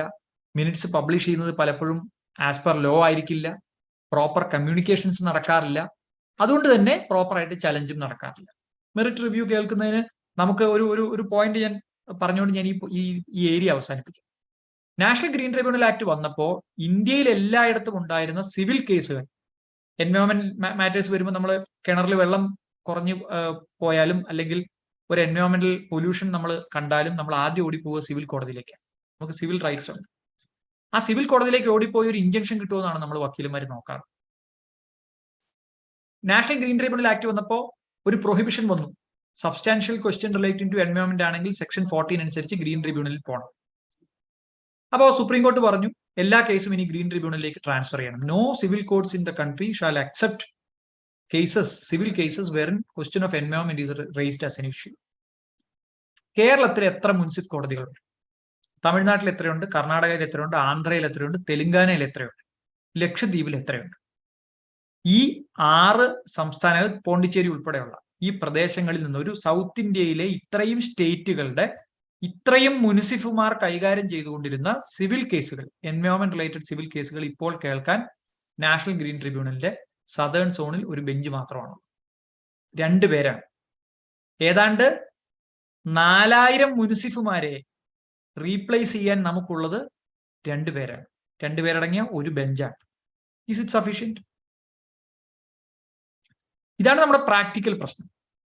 അതുകൊണ്ട് തന്നെ ആക്സസ് ടു ജസ്റ്റിസ് എന്ന് പറയുന്നത് തെലുങ്കാനയുടെ ഒരു അറ്റത്ത് കിടക്കുന്ന ഏതെങ്കിലും ഒരു പാവപ്പെട്ടവനോ അല്ലെങ്കിൽ ലക്ഷദ്വീപിൽ കിടക്കുന്ന ഒരാൾക്കോ എൻവയോൺമെന്റൽ ലിറ്റിഗേഷനെ സംബന്ധിച്ചിടത്തോളം ഒരു ആക്സസ് കിട്ടാൻ സാധ്യതയില്ല. അതുകൊണ്ട് അവിടെ എൻവയോൺമെന്റൽ ഡീഗ്രഡേഷൻ നടക്കുകയും ചെയ്യും. സെക്ഷൻ 14 സുവോമോട്ടോ പവർ ഇല്ലാതിരുന്നിട്ട് പോലും Supreme Court has went into such a level that they have given power to the national green tribunal for suo motu cases. പക്ഷേ പ്രോപ്പർലി അഡ്ജൂഡിക്കേറ്റ് ചെയ്ത് പ്രോപ്പർലി ഫാക്ട്സ് നെറേറ്റ് ചെയ്ത് കൊണ്ടുപോകുന്ന കേസുകൾ എത്ര എണ്ണം സമയബന്ധിതമായി കേട്ടു തീർക്കാൻ ഗ്രീൻ ട്രിബ്യൂണലിന് കഴിയുന്നുണ്ടെന്ന് ചോദിച്ചാൽ 0. യെസ്, 6 monthsനകത്ത് കേസുകൾ കേട്ട് തീർപ്പ് കൽപ്പിക്കണമെന്ന് ആക്ട് പറയുന്ന ഒരു കേസിനകത്ത് ഒറ്റ കേസ് പോലും 6 മാസത്തിനകം കേട്ട് തീർപ്പാക്കാൻ ട്രിബ്യൂണലുകൾക്ക് കഴിയുന്നില്ല. അതിലും എത്രയോ സ്പീഡായിട്ട് നമ്മൾ ഹൈക്കോടതികളിൽ കേസ് തീർത്തു പോകുന്നുണ്ട്. അപ്പൊ എനിക്ക് അനുവദിച്ച സമയം കഴിഞ്ഞതുകൊണ്ട് ഞാൻ നിർത്തുകയാണ്. ഇനിയും കുറച്ച് കാര്യങ്ങളൊക്കെ പറയാനുണ്ട്. But I think I should open this floor for a discussion. You can ask questions. If I can answer, I am ready to give my answers. I may not write but still I can share my thought. To summarize, environmental jurisprudence ഇന്ത്യയിൽ നിലനിൽക്കണമെങ്കിൽ ഇന്ത്യയിലെ കോടതികൾ അല്പമെങ്കിലും എൻവയോൺമെന്റൽ ഗവേണൻസിനെ പറ്റിയിട്ട് അതിന്റെ ആവശ്യത്തെ പറ്റിയിട്ട് കുറച്ചുകൂടി കാര്യമായിട്ട് മനസ്സിലാക്കേണ്ടിയിരിക്കുന്നു. ലിറ്റിഗൻസിൽ ഒരു വിഭാഗം ആളുകൾ കുറച്ച് മോശക്കാരായിരിക്കാം. ലിറ്റിഗൻസിൽ ചില വിഭാഗം ആളുകൾക്ക് ചില വെസ്റ്റേൺ ഇൻട്രസ്റ്റുകൾ ഉണ്ടായിരിക്കാം. പബ്ലിക് ഇൻട്രസ്റ്റ് ലിറ്റിഗേഷൻസ് ഒരു കാലത്ത് സെലിബ്രേറ്റ് ചെയ്തിരുന്ന ഇന്ത്യ ഇപ്പൊ പബ്ലിക് ഇൻട്രസ്റ്റ് ലിറ്റിഗേഷൻസ് എങ്ങനെ അഡ്മിറ്റ് ചെയ്യാതിരിക്കാം എന്നാണ് നോക്കുന്നത് ജുഡീഷ്യറി. കാരണം അത് മിസ്യൂസ് ചെയ്യപ്പെടും. എൻവയോൺമെന്റ് ലിറ്റിഗേഷൻസും മിസ്യൂസ് ചെയ്യപ്പെടാം. But the point is, it is not about the person who raised the issue. It is about the issue because you and me are affected. നിങ്ങളുടെ വെള്ളം, നിങ്ങളുടെ വായു, നിങ്ങളുടെ സസ്റ്റൈനബിലിറ്റി, ഇത് വളരെ പ്രധാനമാണ്. ഈ എൻവയോൺമെന്റൽ പ്രൊട്ടക്ഷനകത്ത് പ്ലാനിംഗ് ഉൾപ്പെടെയുള്ള എല്ലാ കാര്യങ്ങളും വരണം. ടോട്ടൽ ലാൻഡ് എത്രയുണ്ട്, അതിൽ എത്ര നമുക്ക് ഡെവലപ്മെന്റിന് മാറ്റിവെക്കാൻ പറ്റും, അതിൽ എത്ര നമുക്ക് ഡെവലപ്മെന്റ് വരുന്ന ആളുകളിൽ നിന്ന് എൻവയോൺമെന്റ് മാനേജ്മെന്റ് പ്ലാൻ വഴി അതിന്റെ മിറ്റിഗേഷൻ ചെയ്തിട്ട് അതിന്റെ എഫക്റ്റ് കുറയ്ക്കാൻ പറ്റും. ഇതെല്ലാം പ്രസന്റ് ചെയ്താൽ മാത്രമേ നമുക്കൊരു സസ്റ്റൈനബിൾ ഡെവലപ്മെന്റ് അച്ചീവ് ചെയ്യാൻ പറ്റൂ. I think I will stop it here. Thank you.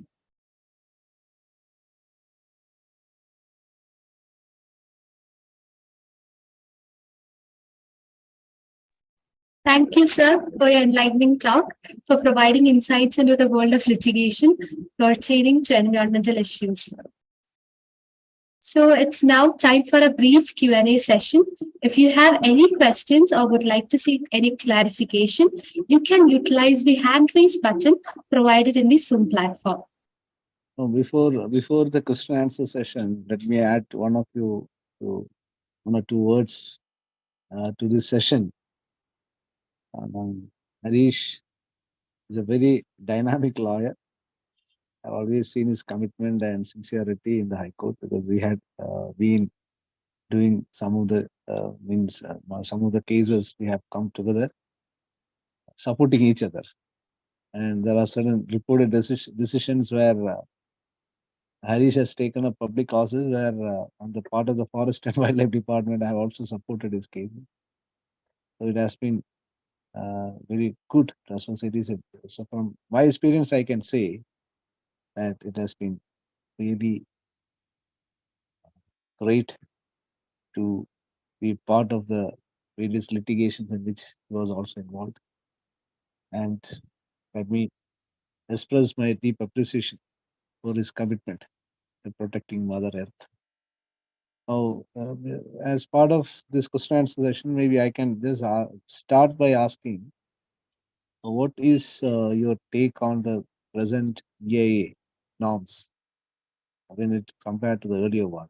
Is it retrogressive or progressive, or is it pro-environment, or does it compromise environmental concerns?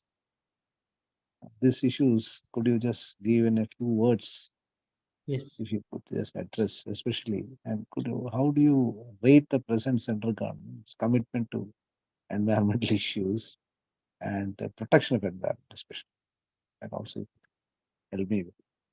Thank you, Nagaraj sir, for your kind words. Yes, we are fighting cases together. I know your commitment also regarding the forest. We are always proud about you, because a kodadil arguyumbo when I started coming to High Court with the white shirt before I enrolled. അപ്പൊ ഞാൻ നോക്കുമ്പോ sir argue ചെയ്യുന്നത് ഈ അത് appreciate ചെയ്യാത്തൊരു ജഡ്ജിന്റെ മുമ്പിൽ പറയാണ്, നമ്മൾ പറയുന്ന പോലെ ഒന്നും അല്ല.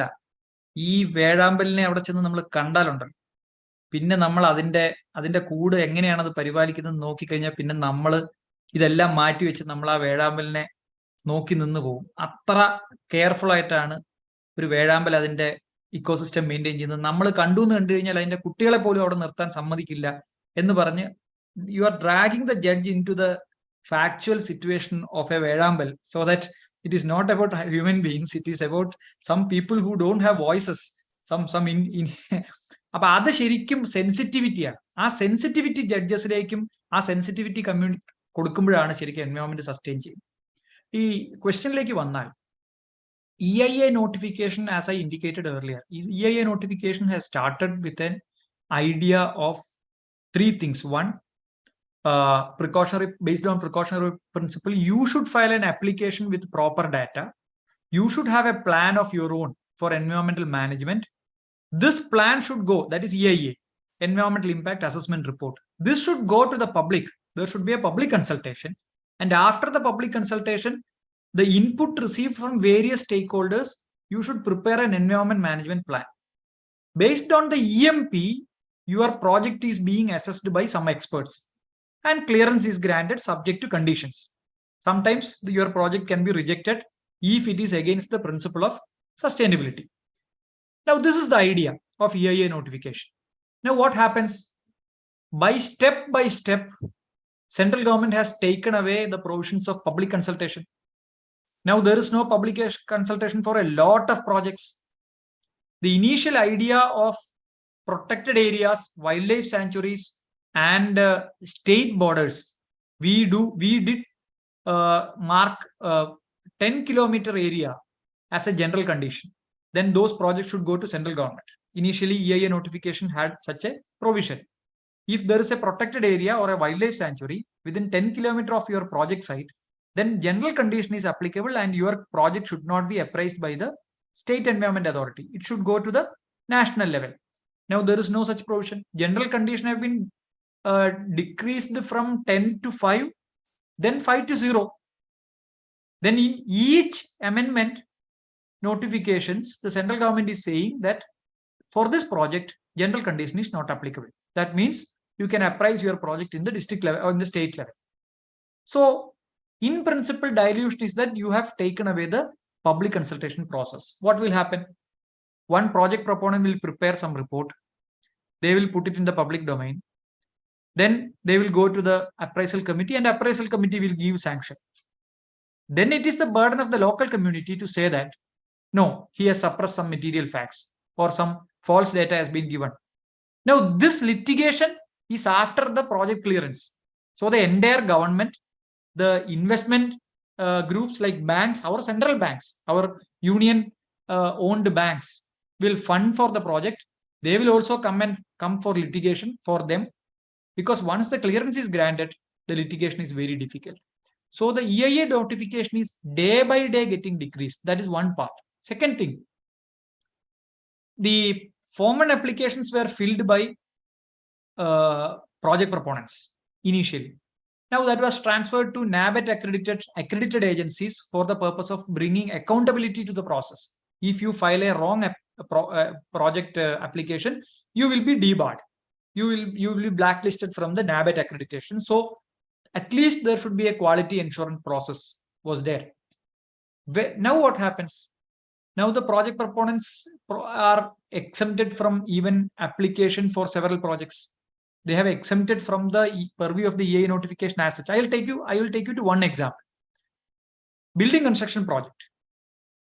From Maruthi's case onwards, Supreme Court said every building construction more than 20,000 square meter have its own impact on the environment. You should get an environment clearance. By a notification amendment in 2014, central government has said educational institutions are exempted. If you carefully see the draft notification of intention notification for amendment, central government was saying, clause 8 EIA notification schedule on amend we are asking inclusion of all types of building into environmental regime. Word inclusion of all buildings. Draft notification. 10-15 പേര് complaint ചെയ്തു, general conditions അതിനും കൊണ്ടുവരണം, objections ഒക്കെ കൊടുത്തു. Final notification വന്നപ്പോൾ ചെറിയൊരു spelling mistake വന്നു, inclusion പോയി എക്സ്ക്ലൂഷൻ ആയി. We are excluding so many projects from so many type of buildings from the EIA notification.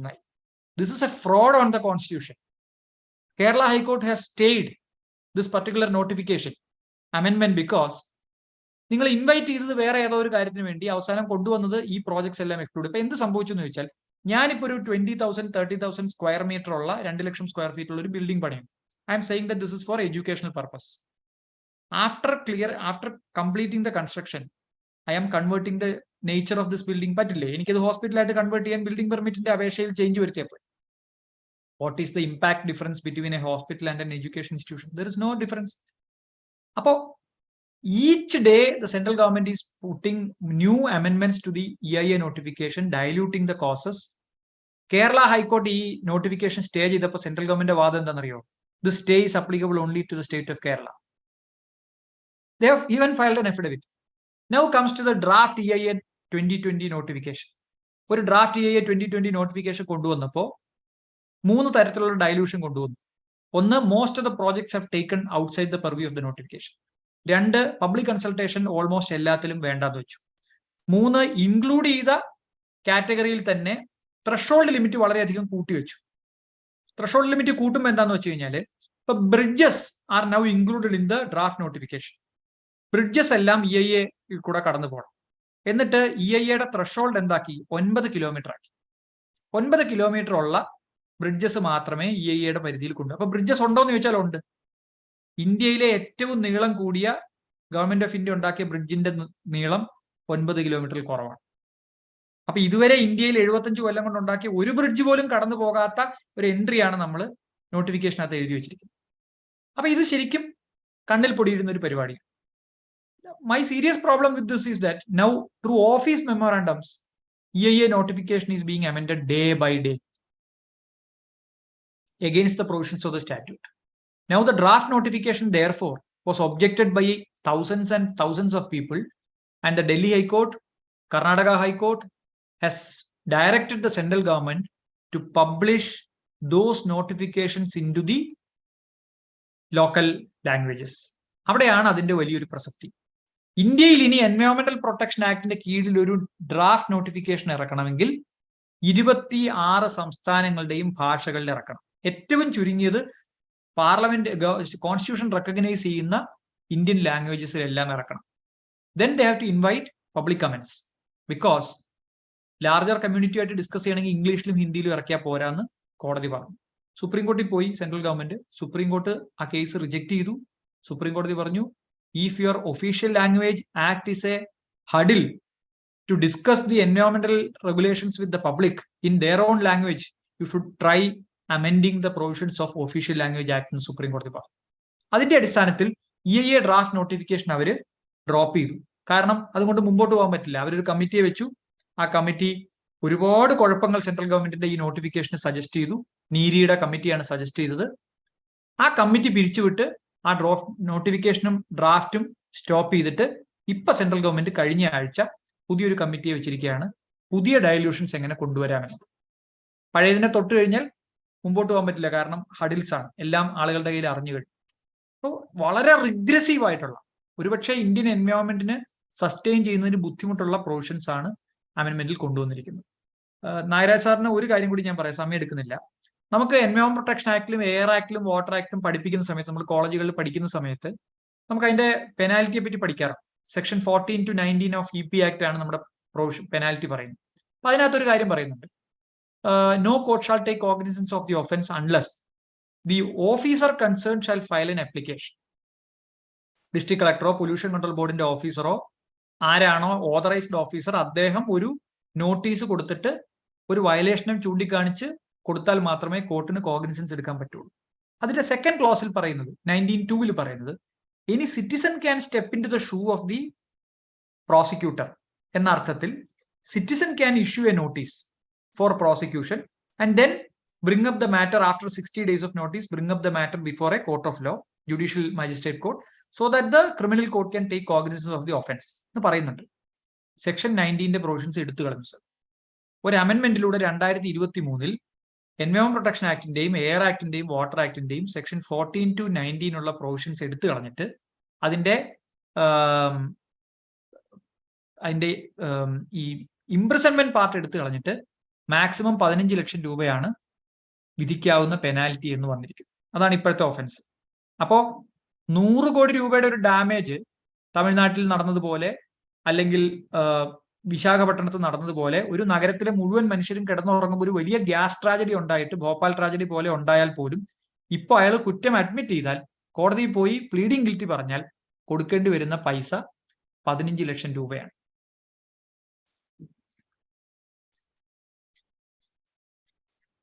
It is very, very retrogressive. അതാണ് എൻ്റെ conclusion. To sum up, it is very, very retrogressive. Nobody Not will fear the favorable to law. environment.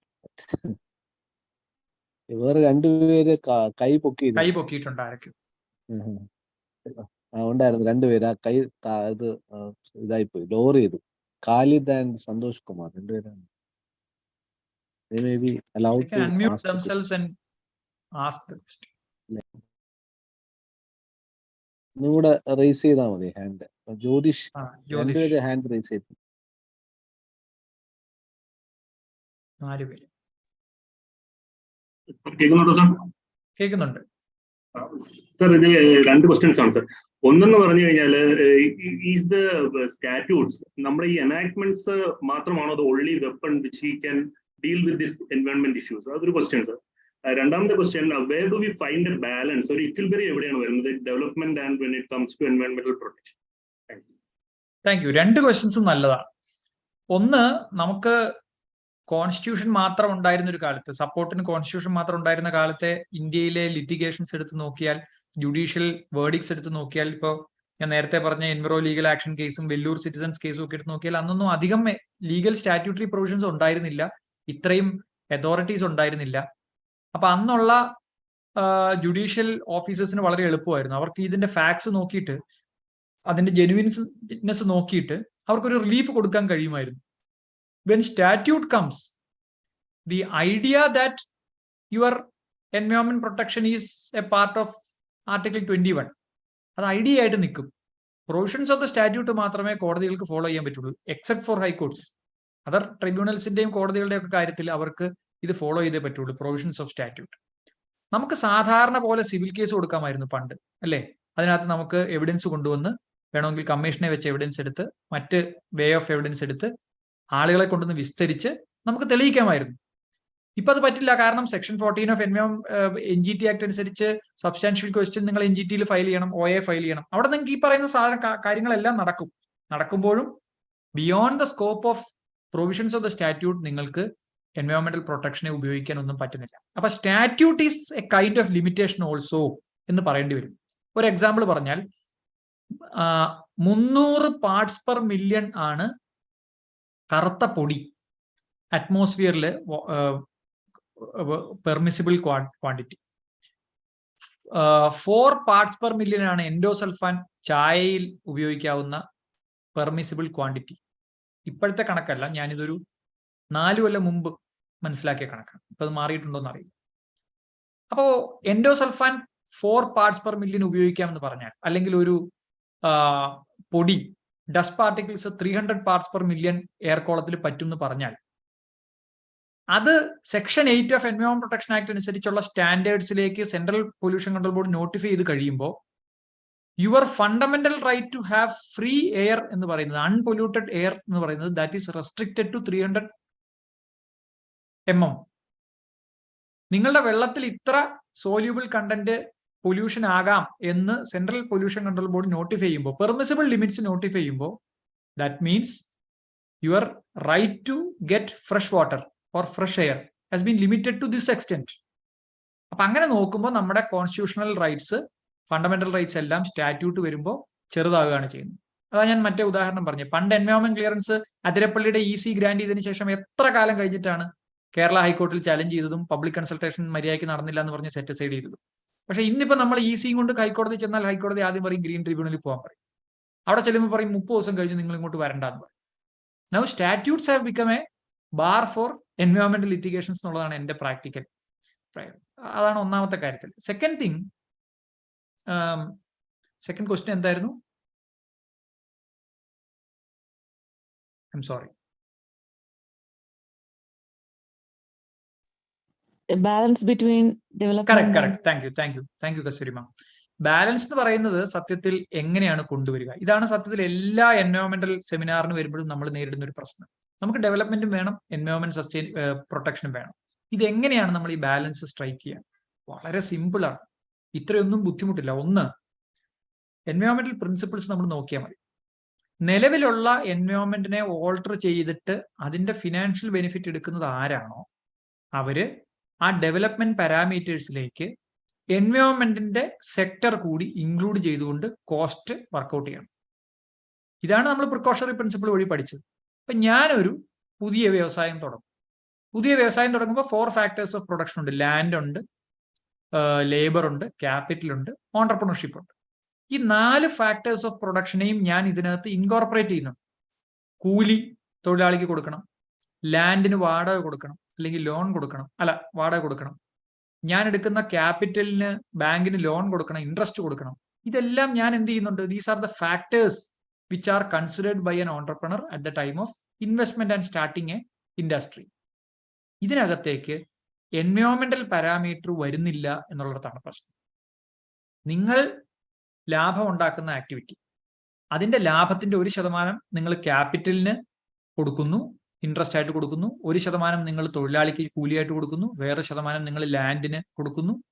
സ്വാഭാവികമായിട്ടും ആ എൻവയോൺമെന്റിന് ഉണ്ടാവുന്ന ഡിറ്റീരിയോറേഷന് വേണ്ടി നിങ്ങൾ ഒരു amount ഇതിനകത്തുനിന്ന് മാറ്റിവെക്കേണ്ടി വരും. ഇതെങ്ങനെ മാറ്റിവെക്കും? അവിടെയാണ് നിങ്ങൾ എൻവയോൺമെന്റൽ ഇമ്പാക്ട് അസസ്മെന്റ് റിപ്പോർട്ടിന്റെ പ്രസക്തി. അപ്പൊ ഞാൻ മനസ്സിലാക്കുന്നത് 92 മുതലുള്ള പോളിസിയിൽ നോക്കിക്കഴിഞ്ഞാൽ ഇവിടെ ഏത് ആക്ടിവിറ്റി ചെയ്യുന്ന ആൾക്കും അതൊരു എൻവയോൺമെന്റൽ ഇമ്പാക്ട് ഉണ്ടാക്കുന്ന ആക്ടിവിറ്റി ആണെങ്കിൽ അതിനൊരു എൻവയോൺമെന്റൽ ഇമ്പാക്ട് അസസ്മെന്റും ഒരു മിറ്റിഗേഷൻ പ്ലാനും ഉണ്ടാവണം. ഈ മിറ്റിഗേഷൻ പ്ലാൻ എന്ന് പറയുന്നത് പ്രോജക്ട് കോസ്റ്റിന്റെ ഭാഗമായി ഈ മിറ്റിഗേഷൻ നടത്താൻ കഴിയണം. ഞാനൊരു 1000 കോടി രൂപയുടെ ഒരു പ്രോജക്റ്റ് നാളെ എറണാകുളത്ത് ലോഞ്ച് ചെയ്യുക. അതൊരു 1000-2000 പേർക്ക് തൊഴിൽ കൊടുക്കുന്ന കാര്യമാണ്. ഇത് പൂട്ടിക്കുന്നതല്ല എൻവയോൺമെന്റ് പ്രൊട്ടക്ഷൻ. ഒരു ഡാം പണിയാണ് ഇടുക്കിയിൽ, പുതിയൊരു ഡാം. അത് അടച്ചുപൂട്ടലല്ല എൻവയോൺമെന്റിന്റെ പ്രൊട്ടക്ഷൻ എന്ന് പറയുന്നത്. അടച്ചുപൂട്ടുന്ന സൊല്യൂഷനും അല്ല. എങ്ങനെ ആ ഡാം കൊണ്ടുവരാം? ഇനി ഡാം കൊണ്ടുവരുന്നത് സസ്റ്റൈനബിൾ ഡെവലപ്മെന്റിന് പറ്റുന്നേയില്ല. അവിടെ ഒരു കാരണവശാലും അങ്ങനെ ഒരു ഡാം പറ്റില്ലെങ്കിൽ it can be closed. Otherwise we should incorporate the എൻവയോൺമെന്റൽ parameters in to the development project and assess what is the actual damage that will cause. അവിടെയാണ് സയൻസിന്റെ പ്രസക്തി. ഈ ആക്ച്വൽ ഡാമേജ് എത്രയുണ്ടെന്ന് അസസ് ചെയ്യുന്നതിൽ സയന്റിഫിക് കമ്മ്യൂണിറ്റിക്ക് വലിയ പ്രസക്തിയുണ്ട്. നമ്മുടെ നാട്ടിലെ ബോട്ടണി, സുവോളജി പഠിച്ച മുഴുവൻ പിള്ളേർക്കും ജോലി കിട്ടാം ഓരോ പഞ്ചായത്തിലും ഒരു എൻവയോൺമെന്റൽ ഇമ്പാക്ട് അസസ്മെന്റ് യൂണിറ്റ് തുടങ്ങിയ. എല്ലാവർക്കും പണിയുണ്ടാവും ഓരോ അസസ്മെന്റ്. അങ്ങനെ വരുമ്പോൾ ഡെവലപ്മെന്റിന്റെ കോസ്റ്റ് കുറച്ച് കൂടും. ഡെവലപ്മെന്റിന്റെ കോസ്റ്റ് കൂടിക്കോട്ടെ, എന്താ കുഴപ്പം? അത് അഫോർഡ് ചെയ്യാൻ നമ്മൾ ഇന്ന് അതിന് വില കൊടുക്കുന്നില്ലെങ്കിൽ നാളെ വേറൊരിടത്ത് കൊണ്ടുവന്ന് ഇതിന് വില കൊടുക്കും. നമ്മൾ പറയാറില്ലേ, ഭക്ഷണം കഴിക്കുന്നതിനകത്ത് നമ്മൾ ശ്രദ്ധിച്ചില്ലെങ്കിൽ നമ്മൾ ആ പൈസ ആശുപത്രി കൊടുക്കുമെന്ന് പറയാറുണ്ട്. എൻവയോൺമെന്റിന്റെ കാര്യത്തിൽ അത് വളരെ ശരിയാണ്. നിങ്ങൾ എൻവയോൺമെന്റ് പ്രൊട്ടക്ഷന് വേണ്ടി പ്രോജക്റ്റ് ഡിസൈനിന്റെ സമയത്ത് കോസ്റ്റ് മാറ്റി വെക്കുന്നില്ല എങ്കിൽ നിങ്ങൾ ആ കോസ്റ്റ് അതിന്റെ മിറ്റിഗേഷന് ചെലവാക്കിയിരിക്കും. ഇന്ന് ഡിസാസ്റ്റർ മാനേജ്മെന്റിന്റെ പേരിൽ മാറ്റിവെക്കുന്ന 90% ഫണ്ടും അതിന്റെ 10-1 എൻവയോൺമെന്റ് പ്രൊട്ടക്ഷന് നേരത്തെ മാറ്റിവെച്ചിരുന്നെങ്കിൽ ഇന്ന് ചെലവഴിക്കേണ്ടാത്ത ഫണ്ടാണ്. CRZ പ്രോപ്പറായി നടപ്പാക്കിയിരുന്നെങ്കിൽ ആളുകൾക്ക് വീട് വെക്കണം, 5 സെന്റ് സ്ഥലം വേണം. അതിന് അവരും എൻവയോൺമെന്റും തമ്മിലല്ല ഫൈറ്റ് ചെയ്യേണ്ടത്. ആളുകൾക്ക് സ്ഥലം 5 സെന്റ് കിട്ടാത്ത തരത്തിൽ ബാക്കിയുള്ളവർ കൈവശം വെച്ചിരിക്കുന്ന ലാൻഡ് അവർക്ക് എടുത്തു കൊടുത്ത് അവരെ തീരത്തിന്റെ സൈഡിൽ എവിടെയെങ്കിലും പുനരധിവസിപ്പിക്കാനുള്ള കോസ്റ്റ് ആസ് എ സൊസൈറ്റി നമ്മൾ എടുക്കണം. നമ്മൾ അങ്ങനെയല്ല എടുക്കാറ്. വെസ്റ്റേൺ ഗാർഡ്സിൽ താമസിക്കുന്നവരോട് പറയും അവിടെ പ്രൊട്ടക്ട് ചെയ്യേണ്ട ബാധ്യത നിനക്ക്, അതിന്റെ ഗുണമോ എനിക്ക്.